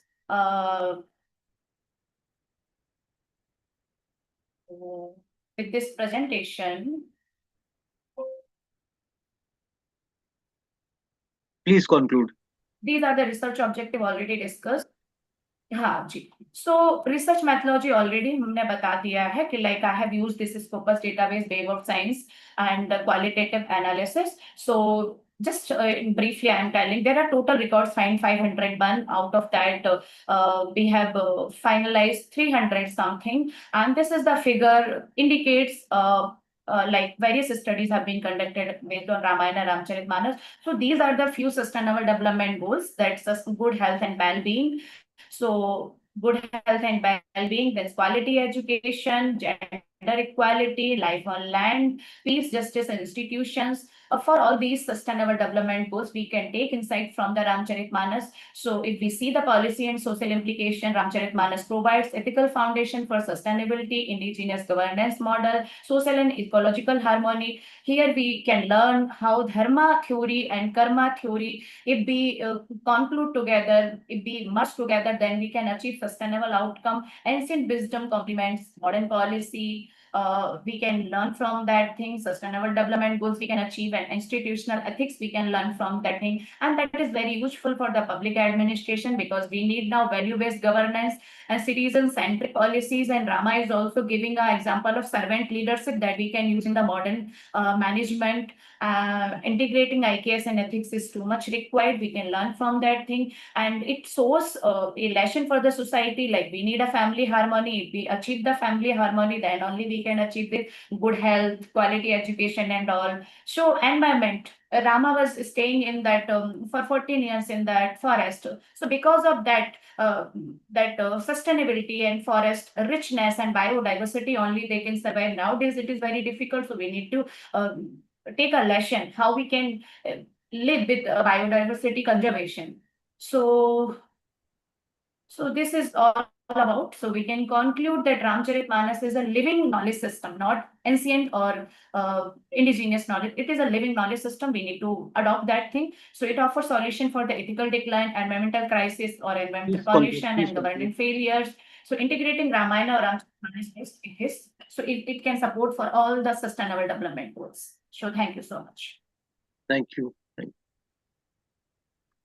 Now I invite Tulsi Giri Goswami ji, if you are there.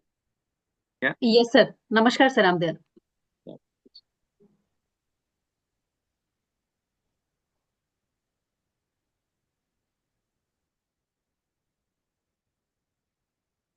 Sir, I would like to share my presentation.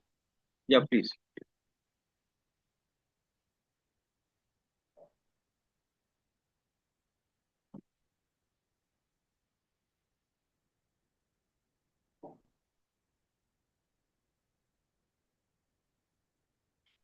Sir, I wish that the slides are visible. Is it Yeah. so, sir? Yes, yes. Okay, so thank you so much, sir. The title of my presentation is The Ecology of Mind in Ramayana, Mental Health, Mental Well-being and Sustainable Living. That is all about with respect to the Sustainable Development Goal number 3. This paper is written by me and my co-author, Dr. Prakash Giri. He is from Satya Institute of Mental Health and Neurosciences. These are the contents of the presentation. So I'll begin with the introduction that we all know that Ramayana is a very rich framework for understanding and cultivating the mental well-being. And in a way, we are trying to align this with the SDG number 3.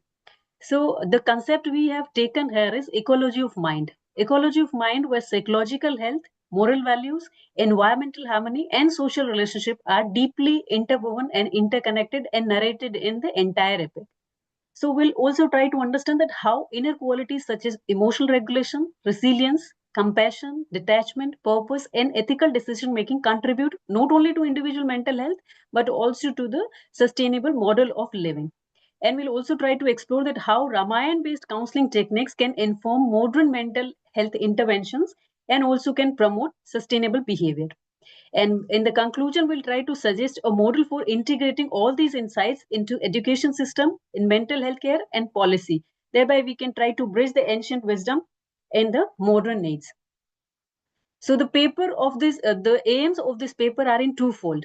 First one is to analyze the key dimension of mental well-being, which is discussed in the Ramayana. And second will be how these dimensions can be mobilized in contemporary settings so that we can correlate it with SDG 3. So, starting with the conceptual understanding of this ecology of mind, this ecology of mind is interdependence of mental, social, and environmental system. Because we know that mental health is not just the absence of illness, but also the presence of harmony.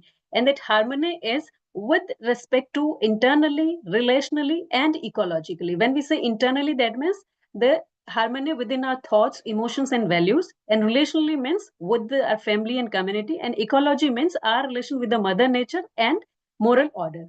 So we have seen that in Ramayana, everywhere all these things are very well explained and interconnection we have seen in that. And it is also mentioned that psychological disturbance like egoism, attachment, violence, and jealousy are also seen as breakdowns in social order and environmental imbalance. So Ramayana contains the repeated example of almost all type of characters where we can see the emotional regulation, purpose-driven action, relation support, resilience, and nature-based restoration. So by the end of this paper, we'll try to understand that how the psychology of mind is depicted and how that suggests the path for mental well-being and sustainable living. So here we are highlighting some of the psychological dimension which has been discussed in Ramayana. The first concept is equanimity and acceptance.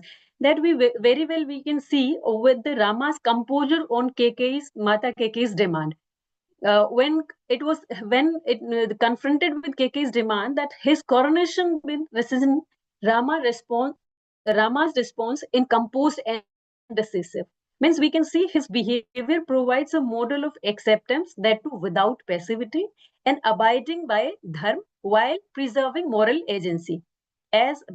See, I'll try to recite this in Sanskrit, but it may be if there is any error, please excuse me. Evamastu gamishyami vanam vastu mahat tvavitah jatajin dharo ragyah pratighyamanu palanam. And we can also say in this narration also, when he said that, O Devi, I'm not attached to wealth or any worldly life. Please know me as one who is established in dharma, like a sage or saint. And when he also declared that for 14 years I'll dwell in the solitary forest like a sage, living like a sage, and abstaining from all those uh, exposures or pleasures he had to had in the in Ayodhya. So all this whatever has been said or narrated with respect to Prabhu Shri Ram related to Vanvas, no, it deliberates the reduction of consumption and return to minimal needs. This highlights the ethical minimalism, and that is directly related to the sustainable consumption, what is the purpose of sustainable development goal number 12. And from well-being perspective, if we say no, we can understand that by exercising or going for this Vanvas, they will be realizing the reduction in rumination and lower in psychological stress, and aligning this prescription with the modern environmental psychology. Another dimension we have studied is related to resilience, meaning, and moral agency. Here we have taken two examples from Mata Sita and Hanuman. When we see that Sita's endurance in Ashok Vatikano, her moral clarity under duress, and her refusal to be capitulate to indigeneity exemplify the inner agency, and that refuses both despair and nihilism. Similarly, we have seen in Sundarkand, it illustrates that how Hanuman's integrative and embodied actions, his focused attention, self-efficacy, devotion, and practical problem-solving are archetypal model of purpose, direction, action, and agency. So the psychological model of self-efficacy and behavioral activation, all these finds we can find in analog in Hanuman's task, which is related to the clear goal, graduated action, and perseverant efforts. Another dimension we have taken here, detachment. When Lakshman expresses anger at the Dashrath's injustice, no, Rama responded with philosophy of reflective detachment and acting without attachment to outcome, maintaining his inner balance in dharma. Another dimension we have seen in reflection, like before crossing to exile, no, Rama consulted with Sita and Lakshman. The decision is reflective and dialogue and balancing personal duty with family and environmental sustainability. When he narrated that, now I disclose that what is in my heart, though we must dwell in forest, but my mind is not agitated at all. Then another dimension we have also seen the social support from community and relationship with respect to Bharat's return on and brotherhood. When Bharat refuses for throne after Dashrath's death, even that represents the social connectedness, integrity, and moral anchoring through community ties. Another part in our paper is the all these dimensions which we have discussed here, how the modern psychological concept and theories are related to this, and how we can use this for applying for the SDG 3. Like for emotional regulation, we have seen the psychological concept is related to mindfulness, emotional regulation, and stress resilience. And if we see with respect to SDG 3, it helps us to reduce anxiety, depression, and better coping strategy. If we see the another dimension like detachment and reflection, these are related to cognitive reprisal, mindfulness, and wisdom of psychology. Similarly, we have seen the social relationship and support dimension with respect to the modern psychology, that is on the basis of attachment theory, social support, and community psychology, which help us to reduce the loneliness and boost up the level of satisfaction in our life.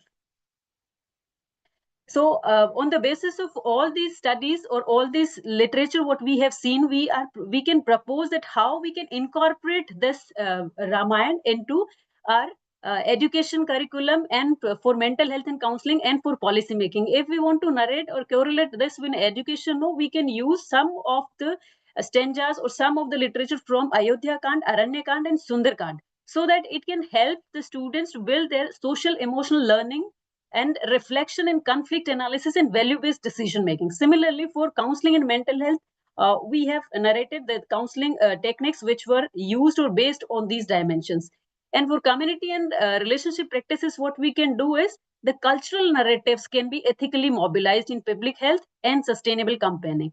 Similarly, for the sustainable lifestyle, what we can do is we can encourage simplicity and mindful consumption, which we have seen in Ramayana. And for environment policy and can also invoke the cultural narratives like forest exile and the respect for animal. These can be used as narration for promoting the conservation, biodiversity, afforestation, and the sustainable resources. So by the end, we try to build this model that what Rama's ecology of mind is and how we can use this is.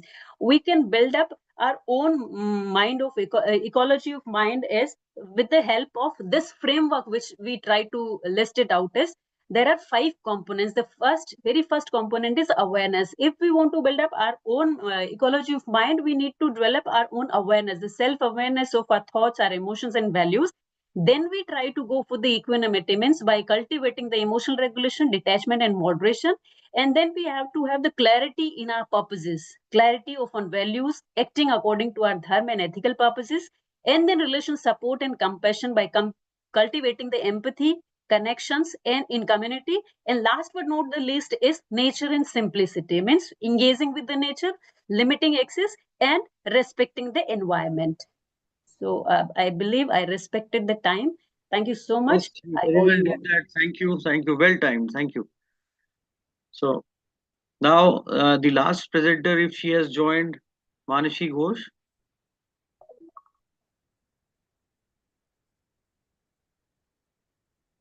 Manashi Ghosh, are you there? So I don't think that she could join.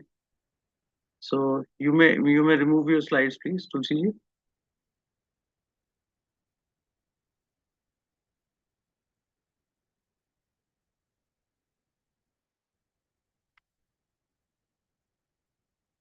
Can you please remove your slides? Yeah, thank you. So Manishi ji, are you there? I don't think that she could join. So this was the last presentation for today's session. And first of all, I thank all the presenters for very timed and nice presentations. Now we can spend 5-7 minutes, if permitted, for a very brief interaction or brief comment, if anyone has, or any query for specific presentation, if you have in your minds and you could record that. So most of the presenters are here. So if you want to ask something or you want to say something, we have few minutes. So I would like to ask. Yeah. Some in two presentation there is quantitative study of SDGs. So I would like to understand or know. I'm curious about it. Like how quantifying the qualitative understanding of Ramayana. That's only my question. Is this question for any specific presenter? Yes, I think I don't remember the name. Two are qualitative. Venkataraman. So if her question is received by the right presenter, if you can somehow highlight who presented on specifically on the thing which is related to her question. Probably it was you are you referring to the scale which they mentioned? Yes, on sir. how Yes, sir. Yeah. So I think that was Vijay Krishnan ji. Was it your paper or it was Sri Raman Chandramouli ji?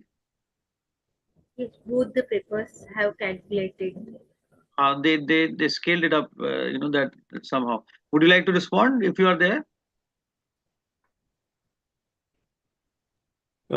Sorry, can you just repeat? So she intends to ask that you try to measure, the outcomes or your understanding on the basis of the kind of a scale you develop. And you said that I think if I remember correctly, it was somehow, the benchmark is Sri Ramcharitmanas, and then there is something of rating which you came up with. Was it? Yeah. So she wants to ask how did you do that? Okay, so it is basically based on the SDG goals that has been given by United Nations. So the United Nations SDG goals actually defines certain benchmarks that are supposed to be followed. So we took that as a benchmark, and we also took what will be the ideal cases and where and all Valmiki Ramayana meets those ideal justice cases, most of which met the ideal cases as far as Valmiki Ramayana is concerned. So we gave a standard rating for Valmiki Ramayana, and we measured it against the current world and current India. Okay. How you have calculated 4.6 or 4.5 rating for SDGs? that procedure in current world? So we took the empirical score. Okay. So what we actually did is we compared it with the SDG 12 based on consumption for resource protection. And then we tied it up in a sense with specific shlokas in the Valmiki Ramayana. And we compared it with UN. Maybe in our paper, we've given the reference of those shlokas as well. We've compared it with the UN's SDGs, World Bank's governance and economic indicators. And while the actual SDG framework follows a 100-point scale, what we actually did was, instead of having a 100-point scale, we converted it into 1/10, which is a 10-point scale, in line with the Ram Rajya benchmark of 10. And within the UN SDG framework, particularly, we used the SDGs 1, 2, 7, 8, 9, 10, 11, 12, and 17, all of which pertains to the economic sustainability. And for each of these, we assigned an equal weightage. So so each of these 1, 2, everything, we assigned a weightage of 1. Finally, we arrived at a formula. Score was computing using a 30% adjustment for ethical behavior deviations, which is common. Everywhere we can find deviations, right? So for that deviation, we had a 30% adjustment based on one ethical consumption versus overconsumption. Then the next one was based on social harmony versus fragmentation. Third was wages versus labor exploitation. Fourth was ecological balance versus extractive economic model. And finally, it was cooperative alliances against geopolitical distrust, like whatever is happening in China and India, amongst others. And there was a 70% adjustment for the empirical score that comes directly from the United Nations SDG index value. So based on that, we arrived at the formula 0.7, which is 70%, into empirical score plus 0.3 into dharmic alignment score, whatever one weightage that we had given. So based on that, we came up with that value. Right. Thank you. Thank you. Thank you. Yeah. Any other quick comment or question? We can have 3, 4, 5 minutes more.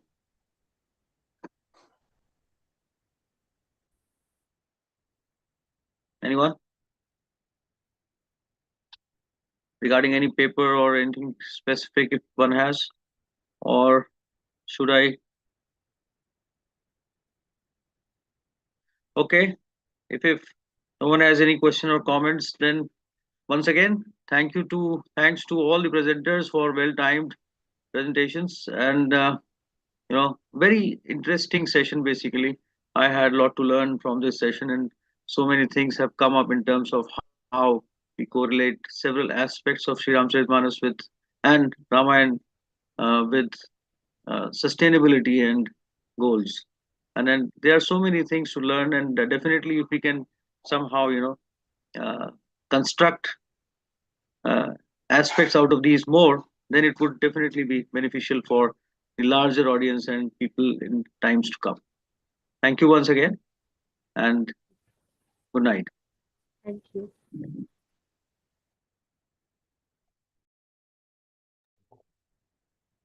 Jai Shri Ram. Jai Shri. Thank you. Jai Shri Ram. Jai Shri. Jai Sri Ram.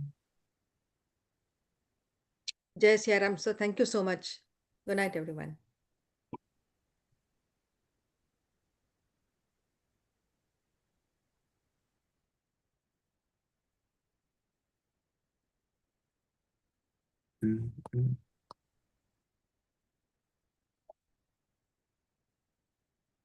Excuse me sir sir अभी second session और है ना जी जी इसके बाद है thank you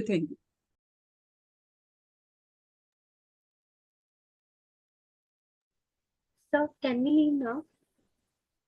Yeah, I think if you want to carry forward with the next session, please stay on. Otherwise, whosoever wishes to, yeah. Okay. Dhanyavad. Jai Shri Ram.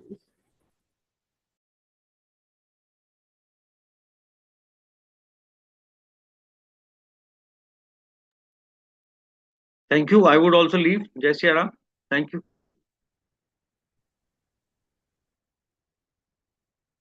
Next session is chaired by Mr. Nilesh Joshi. I think he's not seen here.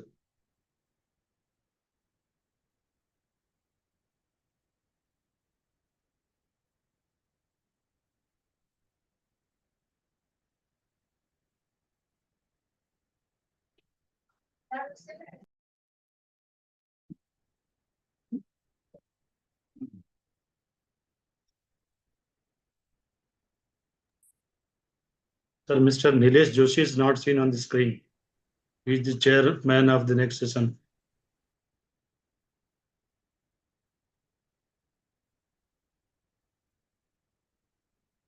या जय श्री राम। ऐसा लग रहा है कि नीलेश जोशी जी कहीं फंस गए, इसलिए नहीं जुड़ पा रहे। मैंने उनको अभी मैसेज भेजा था।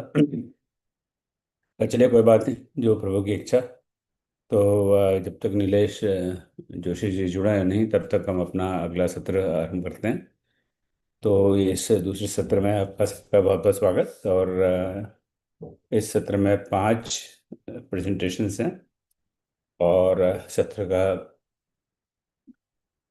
नाम है रामायण में सतत विकास। तो पहले मैं जरा देख लूँ कि आप में से प्रस्तुतकर्ताओं में से कौन कौन आज अभी हैं। तो आदरणीय डॉक्टर अनुभूति शर्मा जी, आप हैं, बहुत बहुत धन्यवाद। डॉक्टर शारदा प्रसाद जी, आप भी हैं, मैंने पहले भी देखा था आपको। जी, श्री जय श्री राम। जय श्री राम। राजेंद्र कुमार नेमा, राजेंद्र कुमार नेमा जी, आप हैं प्रस्तुत?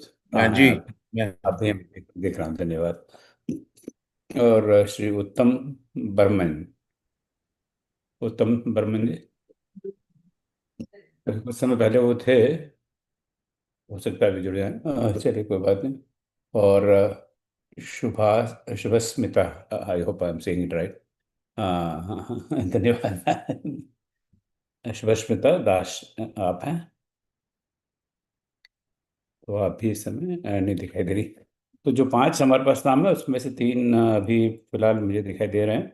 अनुभूति जी हैं, डॉक्टर शारदा प्रसाद जी हैं, राजेंद्र कुमार नेमा जी हैं, और उत्तम बर्मन और शुभस्मिता दास भी हैं नहीं। और पिछले सत्र में मानसी घोष नहीं जुड़ पाए थे, वो कहीं बाहर से आ रही थी। अगर वो आ जाती हैं तो उनको हम बाद में जोड़ लेंगे। तो आपको नियम तो पता ही है। 10 मिनट का समय है सबके पास। तो कृपया समय मर्यादा का ध्यान रखें। तो रामचरित भवन का मंच है यहाँ, तो मर्यादा सबसे बड़ी महत्वपूर्ण चीज़ है। तो मुझे कहना ना पड़े कि आपका समय हो गया, आप रुकिए। तो प्लीज़ अपनी अपनी घड़ी के साथ से आगे बढ़ें। वक्ताओं से निवेदन है कि वे अपने वीडियो को ऑन रखें ताकि आपके दर्शन हो सके। सबसे निवेदन है कि वीडियो को ऑन रखें, संभव हो सके, पर कम से कम वक्ता तो वीडियो अपना ऑन रखें। तो चलिए आगे बढ़ते हैं। इस समय मैं भी समय का थोड़ा ध्यान रखूं। 8:42-43 मेरी घड़ी के अनुसार, मैं अपनी घड़ी के अनुसार चलूँ। और हम भारत में इस समय होंगे मेरे ख्याल से 8:15, 8:13, राइट। तो सबसे पहले हम आदरणीय डॉक्टर अनुभूति शर्मा जी का आमंत्रित करते हैं। वे रामायण में सतत विकास और जीवन मूल्य आधारित शिक्षा, भारतीय ज्ञान परंपरा का पुनर्पाठ, इस पर अपनी बात कहेंगे। जय श्री राम, आपका स्वागत है अनुभूति जी। जय सिया राम। श्री रामचंद्र शरणम प्रपदे, श्री रामदूत शरणम प्रपदे। पटल पर उपस्थित सभी विद्वजनों को मैं डॉक्टर अनुभूति सादर प्रणाम करती हूँ। अंतर्राष्ट्रीय शोध संगोष्ठी में मेरा आज का विषय रामायण में सतत विकास और जीवन मूल्य आधारित शिक्षा, भारतीय ज्ञान परंपरा का पुनर्पाठ। भारतीय ज्ञान परंपरा में सतत विकास, नैतिक आचरण और जीवन मूल्य शिक्षा का आधार अत्यंत प्राचीन है। आधुनिक शिक्षा दर्शन में जिस सतत विकास, value education, good governance, ecological balance, social harmony और सर्व सम्मिलित विकास की चर्चा होती है, वह अवधारणा तो हमारी रामायण में हजारों वर्ष पूर्व सुसंगठित रूप से उपस्थित है। रामायण केवल धार्मिक कथा नहीं, बल्कि एक संपूर्ण सांस्कृतिक संविधान है जो व्यक्तिगत, पारिवारिक, सामाजिक, राजनीतिक, पर्यावरणीय और आध्यात्मिक स्तर पर मानव को संतुलित जीवन जीने की शिक्षा देता है। प्रस्तुत शोध पत्र में रामायण, विशेषकर रामचरित मानस के माध्यम से सतत विकास के आयामों का पुनर्पाठ किया गया है। शोध में मुख्यतः 3 बिंदुओं पर संवाद निर्मित है। रामायण में नैतिक व जीवन मूल्य आधारित शिक्षा, पर्यावरण, प्रकृति संरक्षण और मानवीय संसाधनों का संतुलित उपयोग, समाज और राजनीति में सतत विकास का आदर्श मॉडल। रामचरितमानस के प्रसंगों को लेकर यह सिद्ध करने का प्रयास किया गया है कि राम राज्य का मॉडल आधुनिक सतत विकास SDGs का भारतीय रूप है, जिसमें धर्म, नीति, उत्तरदायित्व, समानता, न्याय, करुणा, पर्यावरणीय संवेदनशीलता और सामुदायिक सद्भाव पूर्ण रूप से विद्यमान है। यह अध्ययन दर्शाता है कि भारतीय ज्ञान के पुनर्पाठ में आज की शिक्षा व्यवस्था न केवल वैल्यू ओरिएंटेड बन सकती है, बल्कि जलवायु परिवर्तन, सामाजिक असंतुलन, नैतिक अवनति की वैश्विक चुनौतियों से निपटने में भी सक्षम है। रामायण भारतीय संस्कृति, सभ्यता, समाजशास्त्र, नीति दर्शन और मूल्य शिक्षा का आधार स्तंभ है। सतत विकास वर्तमान वैश्विक विमर्श का केंद्र है, परंतु इसका बीज भारतीय ग्रंथों में पहले से ही विद्यमान है। रामचरितमानस में जो धर्म, दया, नीति, करुणा और उत्तरदायित्व के आदर्श राम अपने चरित्र के माध्यम से बताते हैं कि कैसे एक समाज संतुलन, शांति, समृद्धि और न्याय के आधार पर विकसित हो सकता है। अब बात करते हैं सतत विकास, प्रकृति, समाज, अर्थव्यवस्था और नैतिकता। रामायण इन चारों को एक सूत्र में बांधकर शिक्षा और शासन दोनों के लिए मॉडल प्रस्तुत करता है। SDGs, सस्टेनेबल डेवलपमेंट गोल्स, गरीबी उन्मूलन, शिक्षा, लैंगिक समानता, शांति, संस्थागत न्याय, पर्यावरण संरक्षण, जिम्मेदार उपभोग, सद्भाव, ये सभी तत्व राम राज्य में स्पष्ट रूप से विद्यमान है। तुलसीदास जी लिखते हैं, दैहिक दैविक भौतिक तापा, राम राज नहीं काहुई व्यापा। यह पंक्ति स्पष्ट करती है कि राम राज्य में मानव कल्याण, सुरक्षा, संतुलन का ऐसा स्तर था जो आधुनिक विकास की परिकल्पनाओं से भी श्रेष्ठ है। दैहिक ताप, बीमारी, पीड़ा, दैविक सूखा, बाढ़, भौतिक चोरी, कर्ज, आग, तीनों प्रकार के जो भी संताप है, डिजास्टर मैनेजमेंट के रूप में हो या हमारी आर्थिक समृद्धि को लेकर हो, तीनों ही राम राज्य अगर है तो वो प्रभावित नहीं होते। शिक्षा की बात करते हैं। शिक्षा का अर्थ ज्ञान, नीति, जीवन मूल्य पर आधारित शिक्षा। रामायण में शिक्षा को केवल जीविका उपार्जन का साधन नहीं माना गया, अपितु जीवन जीने की कला के रूप में प्रस्तुत किया गया, आर्ट ऑफ लिविंग सिखाया गया। चरित्र निर्माण, कर्तव्य निष्ठा, अनुशासन, सत्य, न्याय, समाज व राष्ट्र के प्रति दायित्व, प्रकृति के प्रति संवेदना, ये सब व्यक्ति के सतत विकास की ओर ही बढ़ते हुए कदम है। राम स्वयं गुरु वशिष्ठ, विश्वामित्र से यही शिक्षा प्राप्त करते हैं। गुरु गृह गए पढ़न रघुराई, अल्पकाल विद्या सब पाई। यहाँ पर एक राजकुमार और एक सामान्य वर्ग का बालक भी समान रूप से शिक्षा ग्रहण करता है, जो शिक्षा के समान अधिकार को प्रदर्शित करता है। वह ये बताता है कि राजकुमार को भी विनम्र होना आवश्यक है। यहाँ पर राम केवल धनुर्विद्या नहीं सीखते, प्रकृति संरक्षण, पर्यावरण ज्ञान, संयम, नैतिकता और राष्ट्र सेवा भी सीखते हैं, जो वर्तमान में भी विद्यार्थियों के लिए प्रासंगिक है। जीवन मूल्य पर आधारित अगर शिक्षा की बात करें तो हम उनके चरित्र से सीख सकते हैं। इसके बाद समानता और सामाजिक न्याय में राम शबरी और निषाद राज को सम्मान देकर बताते हैं कि सच्चा विकास समावेशिता पर आधारित होता है। स्त्री सम्मान और अगर शिक्षा की बात की जाए तो रामायण में स्त्री को शक्ति स्वरूपा माना गया है। सीता का चरित्र एक आदर्श प्रगतिशील नारी के रूप में प्रस्तुत किया गया है, जहां वह वर्तमान की नारियों की ही तरह अपनी सास से अनुमति लेकर पति के साथ प्रस्थान करती हैं। फिर सम नहीं कोमल जगमाही, आत्मविश्वास स्वाभिमान के साथ संतान का पालन पोषण भी करती हैं। अब बात करते हैं पर्यावरण संरक्षण। रामायण का इको सस्टेनेबिलिटी मॉडल अरण्य कांड प्रकृति शिक्षा का सर्वोत्तम उदाहरण है। बिनु विज्ञान की संता आवई, को अवकाश की नभ बिनु पावई। बिना विज्ञान के, तत्व ज्ञान के बिना क्या कोई संभव है? वन और जैव विविधता संरक्षण, विज्ञान, क्षितिजल पावक, गगन समीरा, ये पंच तत्व से बना हुआ जीवन पंच तत्व में ही विलीन होगा, ये पर्यावरण संरक्षण का एक संदेश देता है। फूले का सकल मही छाई के माध्यम से यहाँ पर ऋतुओं के बारे में बताया गया है कि किस प्रकार धरती सफेद फूलों से ढक जाती है और वर्षा ऋतु के बाद शरद ऋतु का आगमन होता है। रामायण में ESD education for sustainable development को भी प्रदर्शित किया गया है। वन संरक्षण, राम राज्य, वृक्ष पूजन, स्वस्थ जीवन के उपाय, योग, प्राणायाम, जड़ी बूटियां, सात्विक आहार, एक स्वस्थ संस्कारित जीवन जीने के सूत्र रामायण में उपस्थित हैं। चरित्र के आदर्श की अगर बात करें तो राम न्याय, दया नीति, सीता धैर्य और शक्ति, भरत सेवा, हनुमान समर्पण, विनम्रता और राम राज्य भारतीय SDG मॉडल को प्रदर्शित करता है। हे खगमृग मधुकर श्रेणी, तुम देखी सीता मृगनयनी के माध्यम से वन में श्री राम के द्वारा सीता हरण के समय पशु पक्षियों से संवाद, श्री राम द्वारा जटायु का अंतिम संस्कार अपने हाथों से करना यह दर्शाता है कि भारतीय संस्कृति मानव को पशु पक्षियों से भी संवेदात्मक एवं भावनात्मक संबंध रखने का संदेश देती है। रामायण भारतीय परंपरा का सबसे मजबूत आधार है। वह शिक्षित करता है सतत विकास तभी संभव है जब मनुष्य, प्रकृति और समाज एक संतुलित तंत्र की तरह काम करे।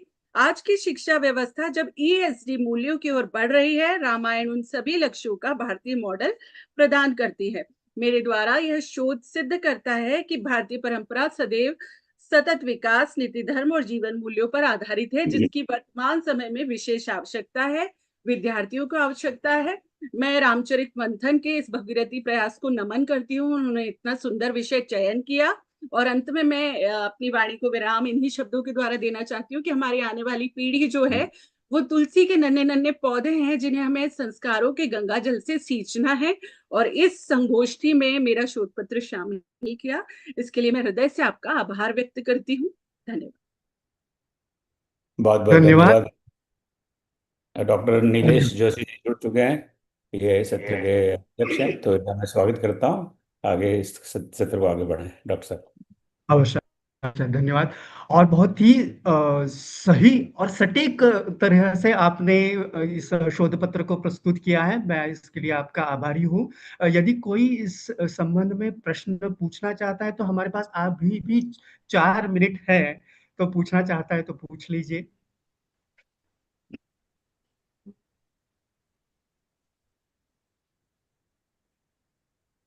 नमस्कार। मेरा एक अभिप्राय है। स्त्री को शक्ति के रूप में दर्शाया गया है, ये रामचरितमानस का उन्होंने ये भूमिका बनाई है। तो क्या ऐसा ही वाल्मीकि रामायण में भी हमें मिल सकता है क्या इसका? यानी इसकी जो भूमि, जैसे मानस में उन्होंने आधार भूमि ली है, तो वाल्मीकि रामायण से बहुत सारा लिया है, तो उसमें भी इसका प्रस्ताव है क्या, मैं जानना चाहती।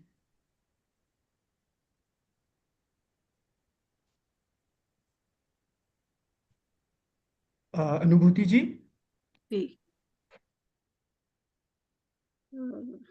मेरा रामचरितमानस पर अध्ययन ज्यादा है, वाल्मीकि रामायण। जी जी जी। मैं उत्तर इसका देना चाहूंगा। वाल्मीकि रामायण में आप यदि अरण्य कांड और अयोध्या कांड में जाते हैं तो आपको इस विषय में बहुत सारी चीजें मिलेगी जो सीता माता कह रही है कि पहले तो प्रभु राम उनसे कह रहे हैं कि मत वन में जाना, वन में रहना कितना मुश्किल है, और ये सभी चीजों को सुनने के बाद जो उनके उत्तर है, इन सभी को देखने के बाद आपको पता चल जाएगा कि इसी वाल्मीकि की जो भूमिका थी उससे आगे जाके मानस आदि सभी ग्रंथों में उसका विस्तार किया गया है। यदि आप मूल ग्रंथ को पढ़ना चाहेंगे तो इन सभी जो भी मन में आपके विचार है इनका भी और भी अधिक विस्तार से आप जान सकेंगे और इसको पढ़ सकते हैं। इसके लिए वाल्मीकि रामायण तो अभी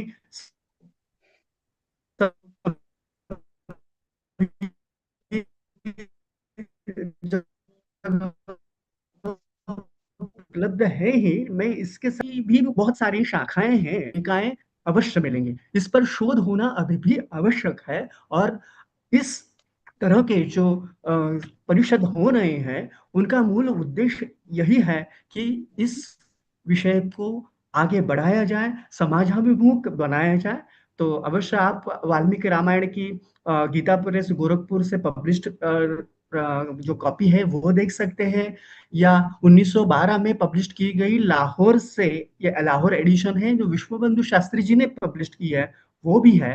उसी तरह आप गोरेशियो यानी ने पेरिस से पब्लिश की हुई वंग शाखीय वाल्मीकि रामायण की भी आवृत्ति है, उसमें भी आपको ये देखने के लिए मिल जाएगा, अवश्य आप देख सकते हैं। और ये सभी आवृत्तियां आज इंटरनेट पर उपलब्ध है, तो आप इंटरनेट आर्काइव्स पर भी देख सकते हैं। जी, धन्यवाद। मैं वही यूज़ करती हूँ, उसी का मैं प्रयोग करती हूँ। मेरा संदेह है इसलिए उसके मैं स्थान आपको बताती हूँ क्यों हुआ। ये है कि राम जी स्वयं कहते हैं कि आत्मानं मानुषं मन्ये। तो उनको विष्णु अवतार हम उसका अधिक वाल्मीकि जो ऐसे प्रस्तुत नहीं करते हैं। तो स्त्री को शक्ति के रूप में प्रस्तुत किया है, तो हम हाँ, वो संकेत दिया है, अवश्य उसके प्रति उन्होंने सूचना ये कि पर व्यक्त रूप से शब्द का प्रयोग तो मुझे नहीं लगता कि हुआ है। बाद के रामायणों ने उनको देवी बनाया और देवता बनाया। हाँ, हाँ, ये हाँ। लेकिन हाँ, ये बात है, लेकिन नारी शक्ति की हम जब बात करते हैं तो वो आपको जिसमें दिखाई देगा। हाँ, हाँ, अभी देवी शक्ति के रूप में तो बात अलग है। तो इस पर भी हम जाके आगे की टीकाओं पर यदि आप थोड़ा ध्यान देंगे तो अवश्य आपको मिल जाएगा। धन्यवाद। अब हम आगे बढ़ते हैं। हमारा आगे का पेपर है, जो शोध पत्र है 231 नंबर का, रामचरितमानस में प्रकृति व पर्यावरणीय संचेतना। शरद प्रसाद जी हैं क्या? जी जी, नमस्कार। अ, शारदा सर्वप्रथम प्रसाद आप हैं। जी हाँ जी, मैं शारदा प्रसाद। सर्वप्रथम समस्त प्रबुद्ध जनों को मेरा सादर नमन है, और आदरणीय ओम जी को इस अत्यंत सुंदर आयोजन के लिए मैं बधाइयाँ देना चाहूँगी, जिन्होंने हमें यह अवसर प्रदान किया, और हम आज ऑनलाइन भी बिल्कुल राममय हो गए हैं। मैं तुलसीदास जी के ही निम्न पंक्तियों से अपने शोध पत्र का आरंभ करना चाहूँगी। जड़ चेतन जग जीव जत सकल राममय जानी, बंधु सबके पद कमल सदा जोरी जुग पानी। मेरे शोध पत्र का शीर्षक है रामचरितमानस में प्राकृतिक व पर्यावरणीय संचेतना। भारतवर्ष अपने आरंभिक काल से ही प्रकृति पूजक रहा है। यहाँ धरती, आकाश, नदियां, वन, पर्वत, पशु, पक्षी, सूर्य, चंद्रमा सभी पूजनीय रहे हैं। प्रकृति है तो हम हैं। प्रकृति का समस्त प्राणी मात्र से अनन्य संबंध है। मानव के सहज, समृद्ध और शांतिमय जीवन के लिए प्रकृति और पर्यावरण का सुरक्षित तथा स्वच्छ रहना अनिवार्य है। हमारा जीवन प्रकृति के साथ ही जुड़ा हुआ है। यही कारण है कि भारतीय मनीषियों ने वेदों, उपनिषदों, रामायण, महाभारत जैसे ग्रंथों में प्रकृति और पर्यावरण का सूक्ष्म चित्रण किया ही है, और मनुष्य का उनके साथ संवेदनात्मक संबंधों को दर्शाया है। वर्तमान में भी प्रकृति और पर्यावरण की सुरक्षता और संरक्षण पर बल दिया जा रहा है। जैसा कि हम सभी जानते हैं, मानव तन 5 तत्वों से निर्मित है, और संपूर्ण ब्रह्मांड भी इन्हीं 5 तत्वों से निर्मित है। हमारे धर्म ग्रंथों में, वेदों में कहा गया है कि संपूर्ण पृथ्वी, संपूर्ण परिवेश शुद्ध रहे, नदी, वन, पर्वत, उपवन सब स्वच्छ रहे, गांव, नगर सबको विस्तृत और उत्तम परिसर प्राप्त हो, तभी जीवन का सम्यक विकास हो सकेगा। वेदों में तो स्पष्ट निर्देश दिया गया है कि लोग प्रकृति के प्रति सदा पूर्ण श्रद्धा रखें और आनंदमय जीवन व्यतीत करने हेतु सदैव पर्यावरण की अनुकूलता का ध्यान रखें। वेदों में अनेक स्थलों पर जल, वायु, पृथ्वी, नभ, अग्नि का स्तवन किया गया है।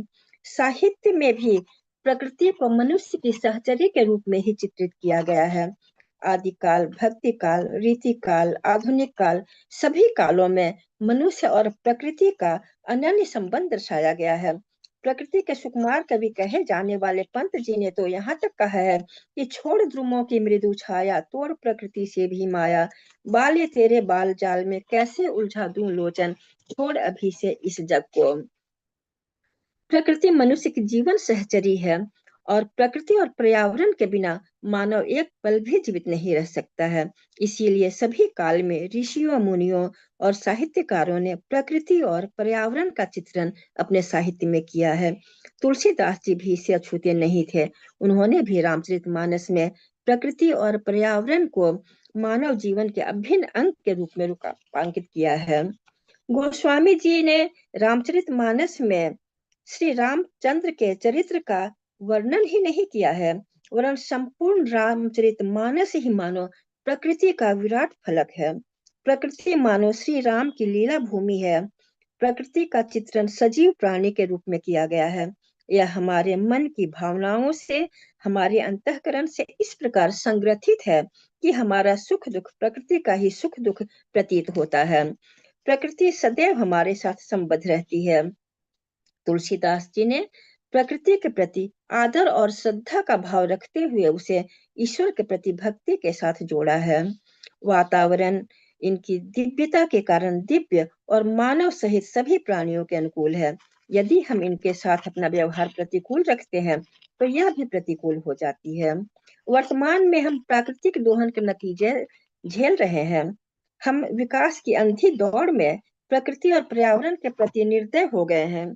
हमें यदि अपनी भावी पीढ़ी को सुरक्षित और सुखी रखना है तो अभी भी चेत जाने में ही हमारी भलाई है।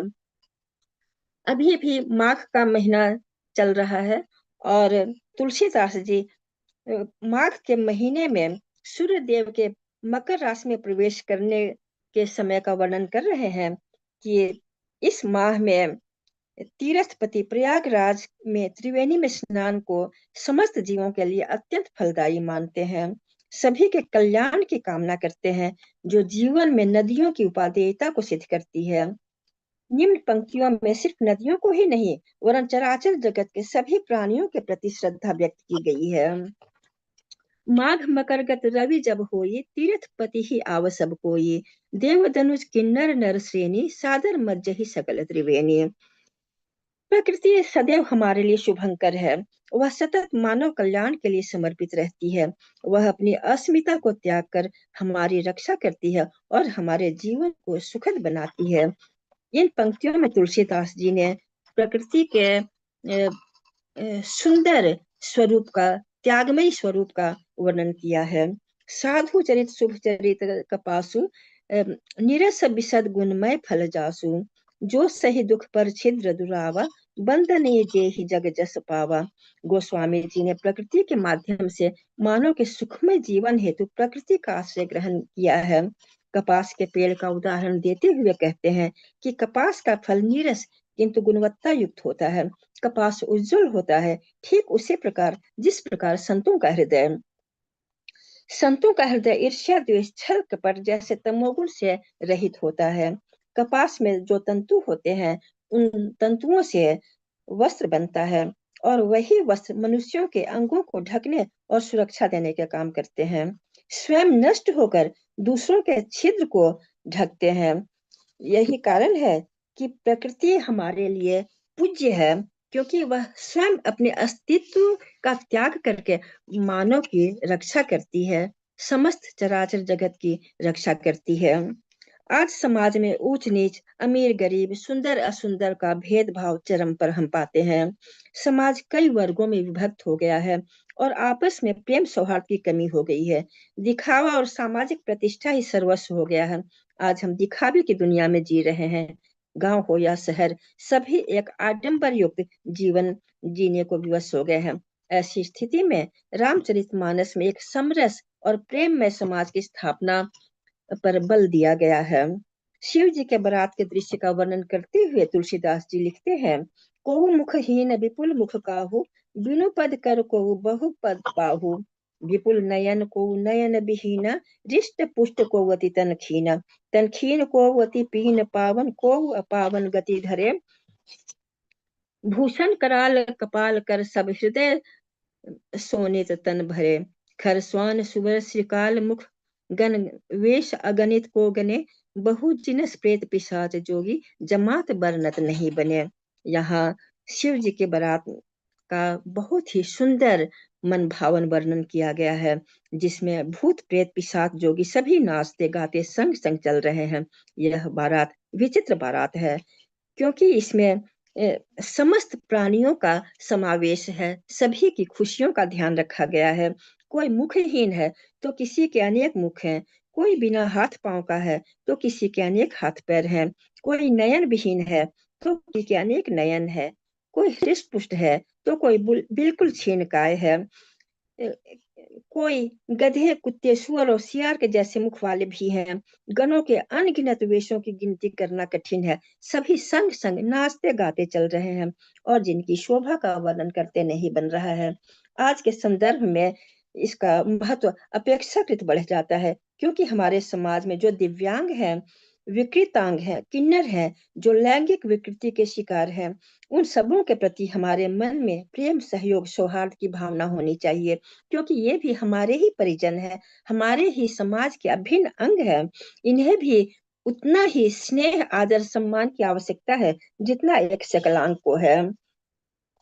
रामचरितमानस प्राकृतिक सौंदर्य, संवेदना और जैव विविधता का अद्भुत अनुपम उदाहरण है।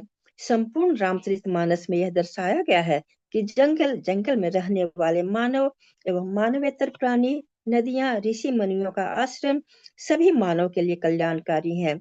जब रावण के द्वारा माता सीता का अपहरण हो जाता है, उस समय गिद्धराज जटायु उनकी रक्षा करते हैं और उनकी रक्षा करते करते अपने प्राण न्यौछावर कर देते हैं। इसके पश्चात श्री राम जी ने उनका संस्कार किया, जिसकी चर्चा इसके पहले आलेख में हो चुकी है। सीता हरण के 10 मिनट पश्चात हो श्री चुके राम हैं। 10 मिनट हो चुके हैं आपके। हो गए। मैं बस बस एक सेकंड में निष्कर्ष निकालती हूँ। निष्कर्षतः हम कह सकते हैं कि प्रकृति केवल भौतिक तत्व ही नहीं, इसमें जीवन का सुख सौभाग्य सन्निहित है। तुलसीदास ने प्रकृति को आराध्य और उपासना का केंद्र माना है। मानव मानवेतर प्राणी और पर्यावरण का सह अस्तित्व है। मानस सिर्फ एक आध्यात्मिक ग्रंथ ही नहीं, वरन सह अस्तित्व, नैतिकता, मानव मूल्यों, सामाजिक मर्यादा, संबंधों की स्वीकार्यता और मधुरता का जीवंत दस्तावेज है। बहुत धन्यवाद, सभी को नमस्कार। आपने हमें ध्यान से सुना, इसके लिए हृदय से आभारी हूँ। धन्यवाद, प्रणाम। बहुत आपने बहुत ही अच्छा कहा। संस्कृत में एक सुभाषित है, पर्यावरण नाशेन नश्यन्ति सर्वजन्तवः, पवनो दूषितो भूत्वा प्रकृति विकृतायते। तो यही संदेश हमारे आपके इस प्रस्तुति से मिल रहा है कि पर्यावरण के नाश से सब कुछ हो सकता है। यदि प्रकृति विनाशित होती है तो सब जगहों में विकृति निर्माण हो जाएगी। धन्यवाद, आपने बहुत ही बढ़िया प्रस्तुतिकरण किया। मैं अगले प्रस्तुति के लिए बढ़ता हूँ।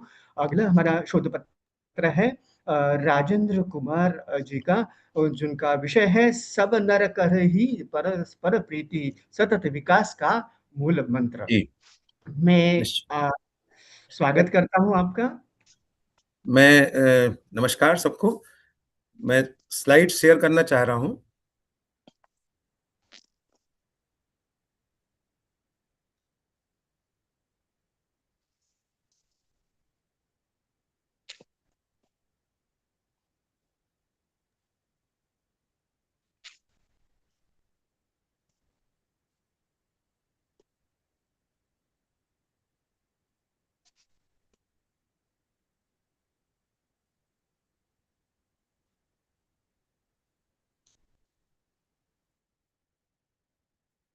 Am I visible?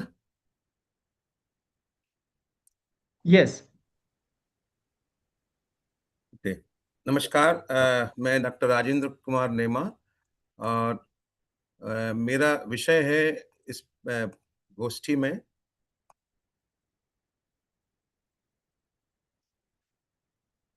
सब नर करहि परस्पर प्रीति। यह सतत विकास का मूल मंत्र साबित हो सकता है और साबित है। इसका मैं समय रहते ही मैं अपना विचरण करूंगा। देखिए, सतत विकास के दो पहलू हैं। एक तो भौतिक विकास, जिसमें हम संसाधनों की प्रचुरता और उनकी उपलब्धता प्रत्येक स्थान पर सुनिश्चित हो, इसकी गारंटी लेते हैं। और दूसरा, उन संसाधनों का उपयोग भौतिक विकास को महत्वपूर्ण माना गया है और सारे प्रयास उन्हीं को समर्पित होते हैं। इसमें उपभोक्ता को संतुष्ट करने का प्रयास होता है और उपभोक्ता के दूसरा पहलू पर ध्यान कम ही जाता है, जिसमें हम उसके उपयोग के आने वाले विषय पर चर्चा करते हैं। मैं एक उदाहरण देना चाहूँगा यहाँ, जैसे बिना तली की केतली अगर हो और उसमें दूध डाला जाए, तो वह कभी भरेगी नहीं।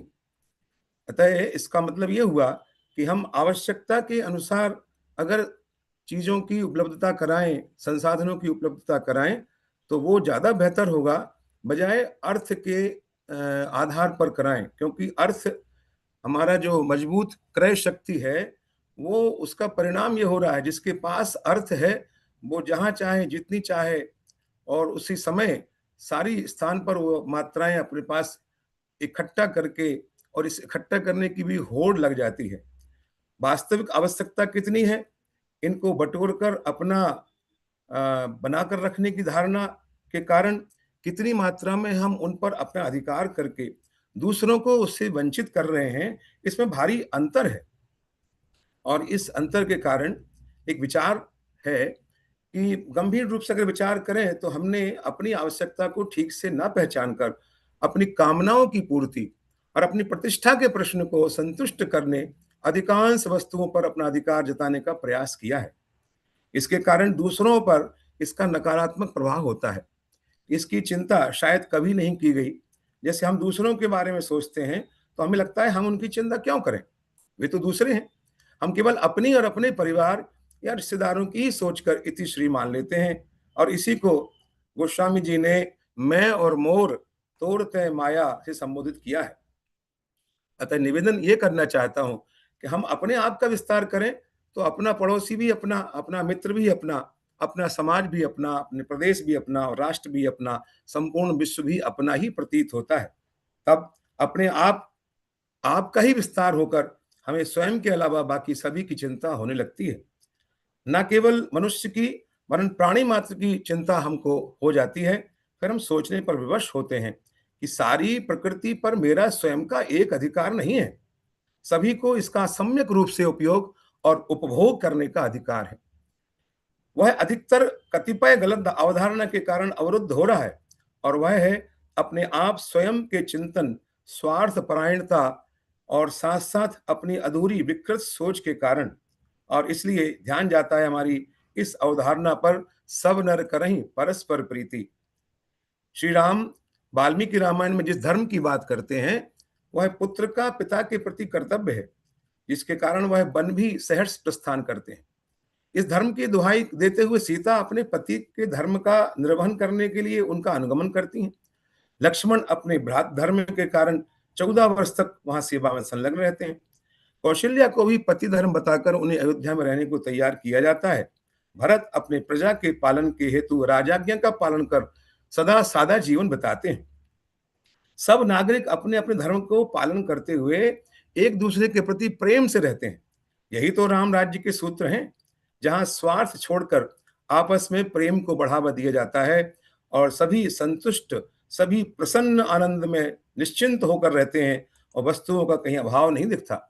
राम का अपने चरित्र के माध्यम से हमें संदेश मिलता है कि हम अपने वास्तविक स्वरूप को पहचानें। ये मेरे पेपर की कोर थीम है कि ईश्वर अंश जीव अविनाशी पे हम चिंतन करें। चेतन अमल सहज सुख राशि, हम तो सहज ही सुख की राशि हैं, सुख के भंडार हैं, चेतन हैं, निर्मल हैं और इनको इकट्ठा करने में क्यों भीड़ लगी रहती है। सुख और दुख हम अपनी उपलब्धता के कारण मान लेते हैं, अपने को न जानने के कारण दूसरे को भी नहीं जान पहचान रहे। वह भी मेरे जैसा आनंद स्वरूप है, मेरा अपना है तथा उसका हित भी मेरा हित है। परहित की अवधारणा जैसे ही बनती है, वस्तुओं की सीमित उपलब्धता भी सुखदायक हो जाती है। अनावश्यक संग्रह समाप्त हो जाता है। उपयोग और उपभोग का दूसरों के लिए मार्ग प्रशस्त कर देता है। यही तो वाल्मीकि के आदर्श राम अपने चरित्र के माध्यम से संदेश भी देते हैं। यदि सब नर करें परस्पर प्रीति को हम मूल मंत्र बनाते हैं, तो परिवर्तन अवश्य संभावी है। ये राम के प्रताप से आंतरिक भेदभाव मिट जाते हैं। राम राज्य की प्रतिष्ठा हुई। राम राज्य का वर्णन अभी अनुभूति जी ने हमारे सामने किया और उन्होंने बताया कि एसडीजी के गोल जो हम 1, 2, 3, 5, 10, 11, 12 नंबर के गोल हैं उनको हम प्राप्त कर सकते हैं यदि राम राज्य हो जाए तो। राम राज्य कब होगा? जब आंतरिक भेदभाव मिट जाए, वर्णाश्रम निज निज धर्म निरत वेद पथ लोग, चलहि सदा पावहि सुखहि नहीं भय शोक न रोग, सब नर करहि परस्पर प्रीति, चलहि स्वधर्म निरत श्रुति नीति। और इस तरह ये राम राज्य के जो लक्ष्य हैं, हम इसमें डिटेल में नहीं जाएंगे क्योंकि इसका वर्णन बहुत अच्छी ढंग से अभी हुआ है। राम राज्य के जो जो जो कंपोनेंट्स हैं वो सब के सब एक चीज से बन सकते हैं और वो है हम अपने स्वरूप को पहचाने। उसमें चाहे एनवायरनमेंट हो, पशु पक्षी हो, प्रकृति हो, लता बिटप शशि संपन्न सदा रहे धरणी, ये सब तब अचीव हो सकता है जब हम अपने स्वरूप को पहचाने। दसों दिशाओं में सभी प्रसन्न हो सकते हैं, प्रगति गिरन विविध मन खानी, जगदात्मा भूप जग जानी। और सागर निज मर्यादा रहा ही, सागर भी इतना उदार हो जाता है कि वो सारे के सारे रत्न अपने तट पर डाल देता है। और इस तरह से ये राम राज्य की अचीवमेंट, मैं अगर कंक्लूड करूं इसको शॉर्ट में, तो प्राकृतिक संसाधन को जो वर्तमान में उपस्थित हैं, उपलब्ध हैं, उपयोगी हैं, उनका उपयोग ऐसे हो कि उनकी उपलब्धता भविष्य की पीढ़ी को भी बनी रहे। रामायण में वर्णित सब नर करहि परस्पर प्रीति को लक्ष्य करना श्रेयस्कर होगा। उपभोक्तावाद में बदलाव लाकर अपने अपने कर्तव्य धर्म को जानकर उसमें निरत रहना होगा। आपस में प्रीति बढ़े, अपनों के साथ दूसरों के सुख दुख का ख्याल रखा जाए। ऐसी भावना रखने से न केवल मैं और मेरी की दरिद्रता दूर होगी, अपितु कोई भूखा न रहेगा। सम्यक रूप से अन्न, जल, औषधि, वायु, प्रकाश आदि विषयों का सेवन आरोग्य प्रदान करेगा। स्त्री पुरुष के भेद को समाप्त कर नागरिकों में विकास के असंतुलन को दूर कर उत्तम गांव, नगर और प्रदेशों का व देशों का विकास सहजता से प्राप्त हो सकेगा। इस तरह हम देखते हैं कि सब नर करहि परस्पर प्रीति अगर मूल मंत्र को अपनाया जाए तो हम सब में सिय राम मैं सब जग जानी, करहु प्रणाम जोरि जुग पानी, ये कह करके सब में अपने आप को देखेंगे और जो चीज हम अपने आप से निवेदन करते हैं हमें करना चाहिए, वो दूसरों से भी एक्सपेक्ट करते हैं और जो हम दूसरों से एक्सपेक्ट करते हैं वो हम खुद करेंगे। तो सारी जो राज्य राम राज्य की अवधारणा निश्चित रूप से संपन्न होगी। यही अपनी वाणी को विराम देते हुए बहुत बहुत धन्यवाद देता हूं आयोजकों को। मैं पेपर प्रेजेंट करने वाला था वहां कॉन्फ्रेंस में, पर वहां जाना हो नहीं पाया, आपने स्वीकृत किया ऑनलाइन, बहुत बहुत धन्यवाद। धन्यवाद धन्यवाद जी। बहुत ही समय अवधि में आपने पूरा विषय सटीकता से प्रस्तुत किया है और जो आपने कहा कि आत्मनो विज्ञाय, कि आप खुद को पहले जान लीजिए तो आत्म विस्तार से ही पर्यावरण विस्तार और सभी चीजों को बढ़ावा दे सकते हैं। और इस मंत्र को यदि मूल मंत्र बनाया जाए तो सब ही जगह पे सुख ही सुख है, क्योंकि मूल मनुष्य प्रकृति स्वभाव ही सुखमय है। तो हम अब आगे बढ़ते हैं। हमारे इस सत्र में आगे शोध पत्र है रामायण में पर्यावरण संतुलन और पारिस्थितिक चेतना, उत्तम बर्मन जी का। मैं उत्तम बर्मन जी को आह्वान करता हूं कि आप आ जाइए।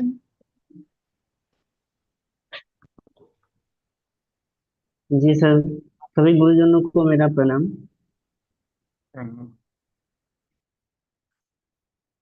रामाय रामचंद्राय रामभद्राय वेधसे रघुनाथाय नाथाय सीताया पते नमः। दक्षिणे लक्ष्मणो यस्य वामो जानकी स्वः पुरतः मूर्तिर्यस्य तं नमामि रघुनंदनम। मैं स्क्रीन शेयर करना चाहता हूँ सर।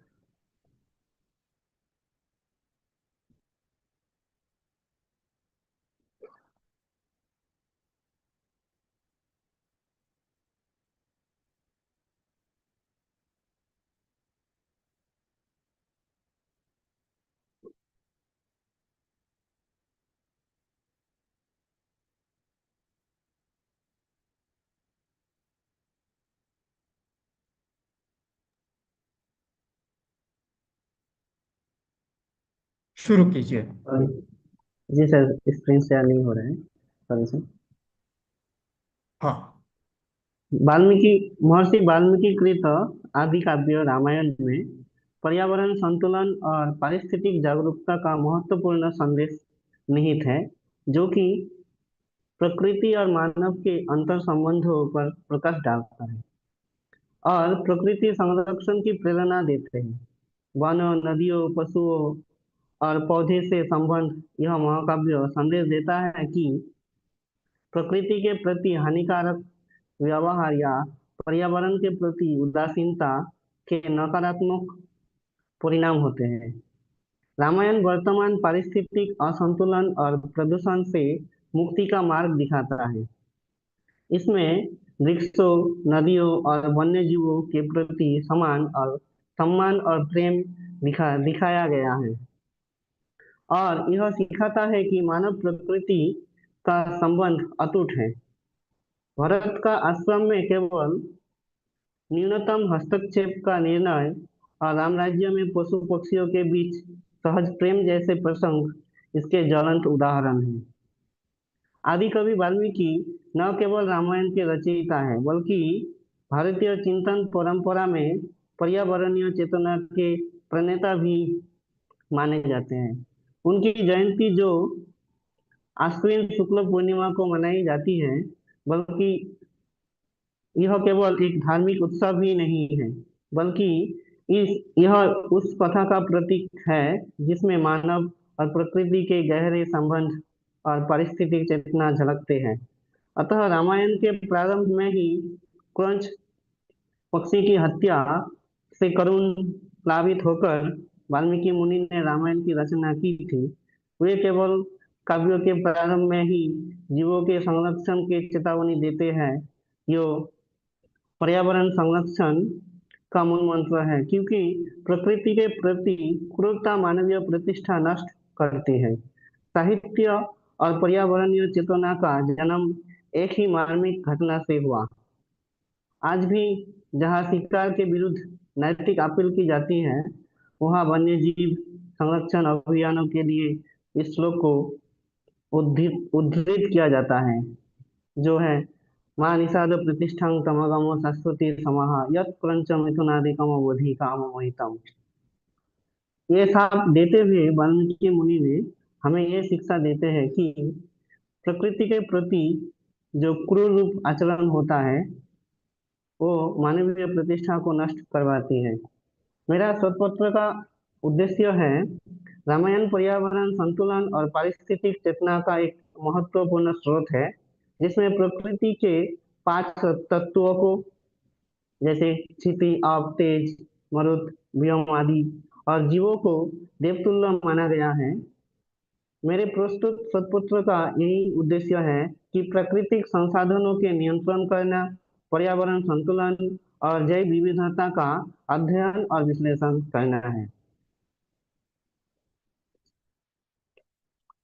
प्रासंगिकता है कि आज केवल भारत ही नहीं, पूरा विश्व पर्यावरणीय संकट से जूझ रहा है।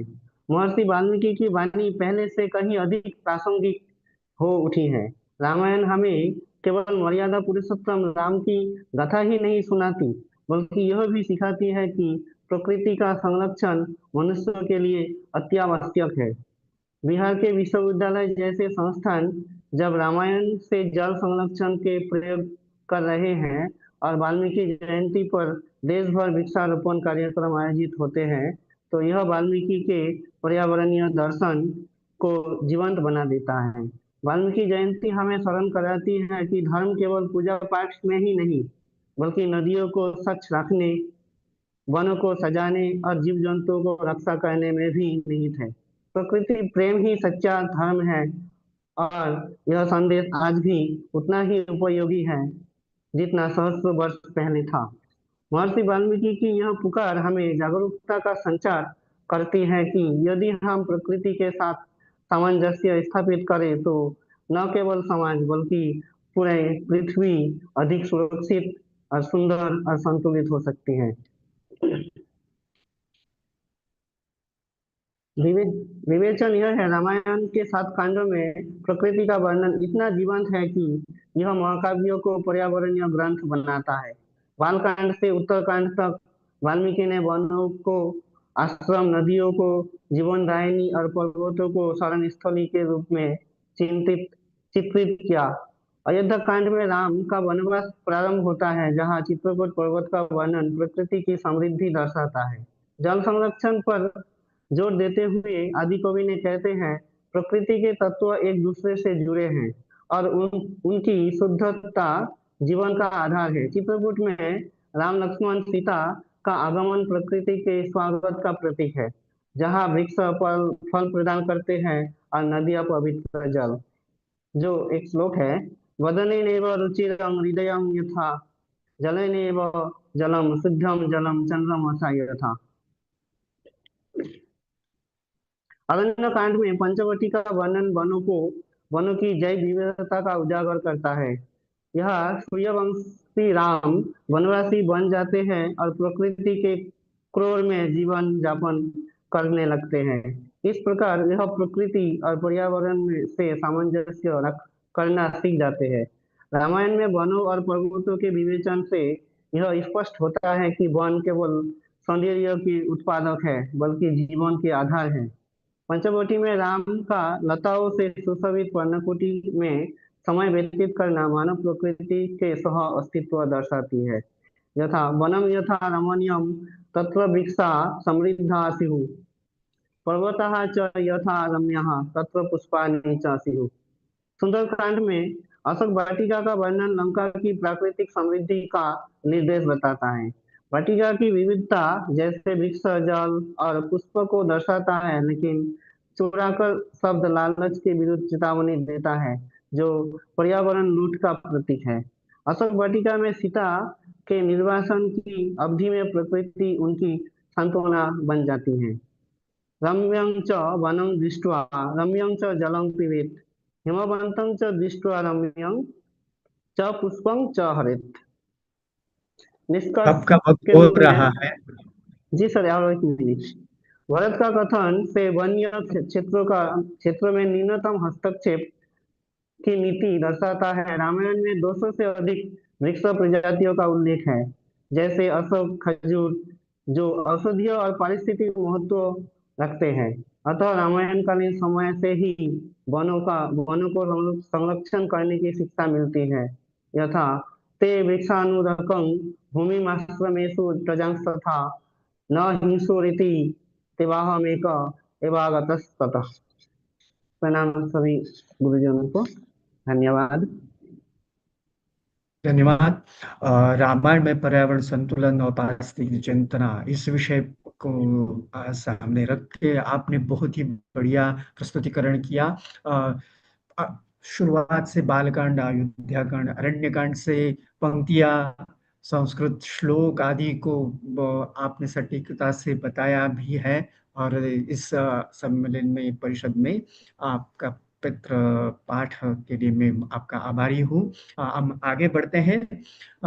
इस सत्र में आगे हमारा शोध पत्र है जो प्रस्तुत कर रहे हैं सुभाष मिता दास जी। जगमोहन रामायण में सतत विकास का स्वरूप। मैं उन्हें आमंत्रित करता हूँ। सुभाष मिता दास।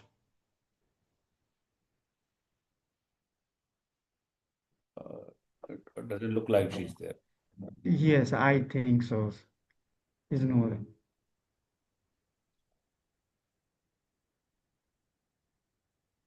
Anybody is coming from previous session? Not No, hope there so. was one person who was supposed to come, but she has not come. So I think we are done. Okay. Yes. तो इस रामायण में सतत विकास, इस सत्र में आज कुल 4 पत्र पढ़ेंगे, जो रामायण में सतत विकास और जीवन मूल्य आधारित शिक्षा, भारतीय ज्ञान परंपरा का पुनर्पाठ, अनुभूति शर्मा जी ने, रामचरितमानस में प्रकृति व पर्यावरण संचेतना, डॉक्टर शारदा प्रसाद जी, और सब नर करहि परस्पर प्रीति, ये सतत विकास का मूल मंत्र देते हुए डॉक्टर राजेंद्र जी ने बताया, और रामायण में पर्यावरण संतुलन की पारिस्थितिक चेतना को जगाते हुए इस सम्मेलन का और इस सत्र का हम यहाँ पर समापन कर रहे हैं। इस प्रकार आज का ये सत्र हमारे संपूर्ण होता है। मैं ओम जी के तरफ सूत्र देता हूँ। बहुत बहुत धन्यवाद जय श्री राम। सबसे पहले तो आज सभी जिन मित्रों ने विविध विषयों पर अपने अपने विचार प्रस्तुत किए, अपने अपने शोध कार्य प्रस्तुत किए, उनके लिए बहुत बहुत धन्यवाद।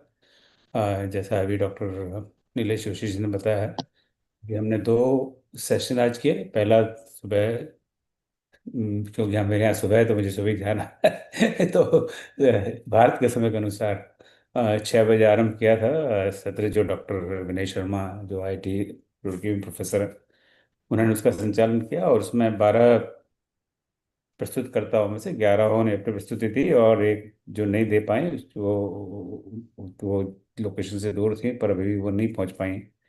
तो it's a very very good attendance I must say. So सबका बहुत बहुत आभार। और अभी जो दूसरा सत्र था जो डॉक्टर नीलेश जोशी जी ने संचालित किया, 5 में से 4 पत्र प्रस्तुत हुए। बहुत बहुत बधाई, बहुत बहुत सुंदर आपका प्रस्तुति रहा। तो आपका मैं आभार मानता हूँ दोनों संचालकों का, डॉक्टर नीलेश जोशी जी का और डॉक्टर विनय शर्मा जी का, कितना अच्छी तरह से आपने संचालन किया। इससे हम हमारा काम बड़ा आराम हो जाता है, आराम से सोते हैं। यहाँ तो वैसे भी सोने का टाइम होता है सुबह। मेरे जैसे तामसिक व्यक्ति के लिए सुबह उठना, सुबह 5 साढ़े 5 बजे उठना मेरे लिए बहुत मुश्किल काम है। तो मैं सोचता हूँ, सुनता हूँ लोग 4 बजे उठ जाते हैं, 3 बजे उठ जाते हैं, तो मुझे तो ऐसा लगता है वो गप मार रहे हैं। पर वो उठ जाते हैं, पर मेरे ऐसे तामसी लोग नहीं उठ पाते। तो बड़ी मुश्किल से मैं आज उठ पाया 6:30 6 बजे आने के लिए। But it was definitely well worth it. बस आप जुड़ते रहिए। अभी तो आज शुरुआत है, ये 6 दिन लगातार का ये ऑनलाइन कार्यक्रम चलेगा। हमने डेट पोस्टपोन इसीलिए की ताकि सबको पर्याप्त समय मिले, हमें पैरेलल सेशन ना करने पड़े, ताकि ज़्यादा से ज़्यादा लोग हमें सुन सकें। बस कल के मैं कार्यक्रम की थोड़ी सी भूमिका आपको बता दूं, ताकि कल आप पधारें और देखें। मैं अभी ये क्या हो गया, ये let me see if I can get to that file.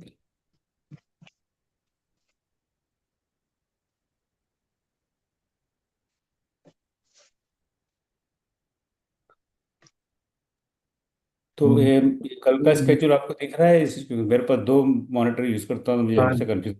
No, sir. Your हाँ desktop is visible. So हाँ, if you I have to open change the screen. I have to change the screen. yeah, यही yes. दोनों दो दो दो दो नाव में पैर रखने में ही होता है। Let me see if I can move it here. Yeah, just move it. This should be the one. Is it visible now? No, sir. Now it's visible. Yeah, yes, Should be, it's I think. visible now. तो anyway इसमें कोई बहुत वैसे हम post तो करेंगे। तो कल फिर सुबह और शाम को भारत के समय के अनुसार शाम को 6 बजे आरंभ करेंगे। सो 2 सेशन है कल। एक है आज की तरह पहला सेशन है हिस्टोरिसिटी ऑफ रामायण। तो इसमें 1 2 3 4 और 4 8 पेपर हैं, जो आदरणीय श्रीमती आशा श्रीवास्तव जी संचालन करेंगी। और उसके बाद में दूसरा सेशन है 8 से 9। उसमें 5 पेपर हैं, जो मर्यादा पुरुषोत्तम श्री राम, जो भाई श्री जगन्नाथ राज जी संचालन करेंगे। तो इसी प्रकार से अगले 11 तारीख तक कार्यक्रम चलता रहेगा। और बाद में जो हमारे नियमित कार्यक्रम श्री रामचरित भवन को होते रहते हैं, वो भी जब चालू हो जाएंगे। बीच में मैंने 2 दिन भी विराम लिया थोड़ा सा। परसों यानी गुरुवार को जो हमारी रामायण की क्लास है, उसका अरण्य कांड आरंभ होगा। तो परसों अरण्य कांड की क्लास भी होगी। शनिवार को रामायण पर हम जो क्विज करते हैं महीने में एक बार, शनिवार को क्विज भी होगा और विष्णु सहस्त्र नाम पाठ भी होगा, उसकी क्लास भी होगी। So we are back in full motion, प्रभु ने चाहा तो। सो बस पुनः और आप सबको बहुत बहुत धन्यवाद। मेरे लिए कोई प्रश्न, मैं इसको इस स्क्रीन शेयर को बंद कर देता हूँ। और मेरे लिए कोई आपका प्रश्न हो तो कहें, मैं प्रयास करूंगा। कौन बनेगा राम भक्त कब शुरू होगा? It's this Saturday. कौन बनेगा राम भक्त? Our quiz is once every month. Usually it's first Saturday, but this time because of my travel, this month we are doing on second Saturday. So this it will be 10th of 10th of जनवरी. अब be careful जो शनिवार आएगा. आप सबको करीब करीब पता ही है, फिर भी आई थिंक इस कौन बनेगा राम भक्त के बारे में जानकारी इसी ग्रुप में IRC-8 ग्रुप में डालूंगा. उसमें again our ultimate goal is to read Ramayana by some dubious means. घुमा फिरा के पढ़ना. उद्देश्य तो रामायण को पढ़ना और समझना है और उसको जीवन में उतारना है.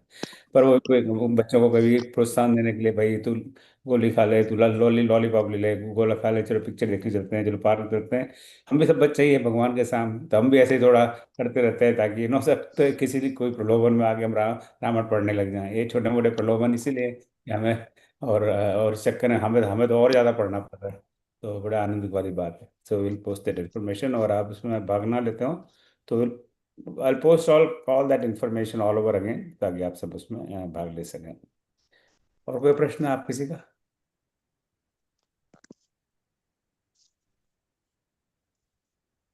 चलिए, जैसे वो स्टैंडर्ड डायलॉग होता है, अभी तो पिक्चर बाकी है, तो फिल्मों में होता है ना फिल्मी डायलॉग, अभी तो पिक्चर बाकी है, तो अभी तो बहुत कुछ शेष है. अभी इस अधिवेशन में भी बहुत काम शेष है. अभी तो लगातार आपको समाचार और न्यूज़ मिलते रहेंगे. तो आप जितना भी संभव हो, मैं समझता हूँ कि हर व्यक्ति हर चीज़ में हर समय नहीं जुड़ सकता, पर जितना भी समय मिले आप जुड़िए. इस समय ठंड भी बहुत है इंडिया में. मैं भी अभी इंडिया से लौटा हूँ, मुझे तो बिल्कुल ठंड सहन नहीं होती. पर इस पिछले 2-3 दिन में वहाँ इस्तांबुल में था, वहाँ तो इतनी ज़्यादा ठंड थी कि उनके वहाँ आई क्यों पर जो प्रभु की कृपा हो जाता है. चलिए, जय श्री राम. आपका बहुत बहुत धन्यवाद. आप आज जुड़े. जय श्री राम. और कल जय श्री पुनः राम। और फिर सुनते हैं कल रामायण की कथा, हरिअनंतरी कथा अनंत सुनाई बहुविध सत सप्ताह. वही कथा तो वही है, पर लोग अपने अपने अपने विचार से, अपने अपनी सोच से उसी कथा का वर्णन करते हैं. जय श्री राम. जय श्री राम.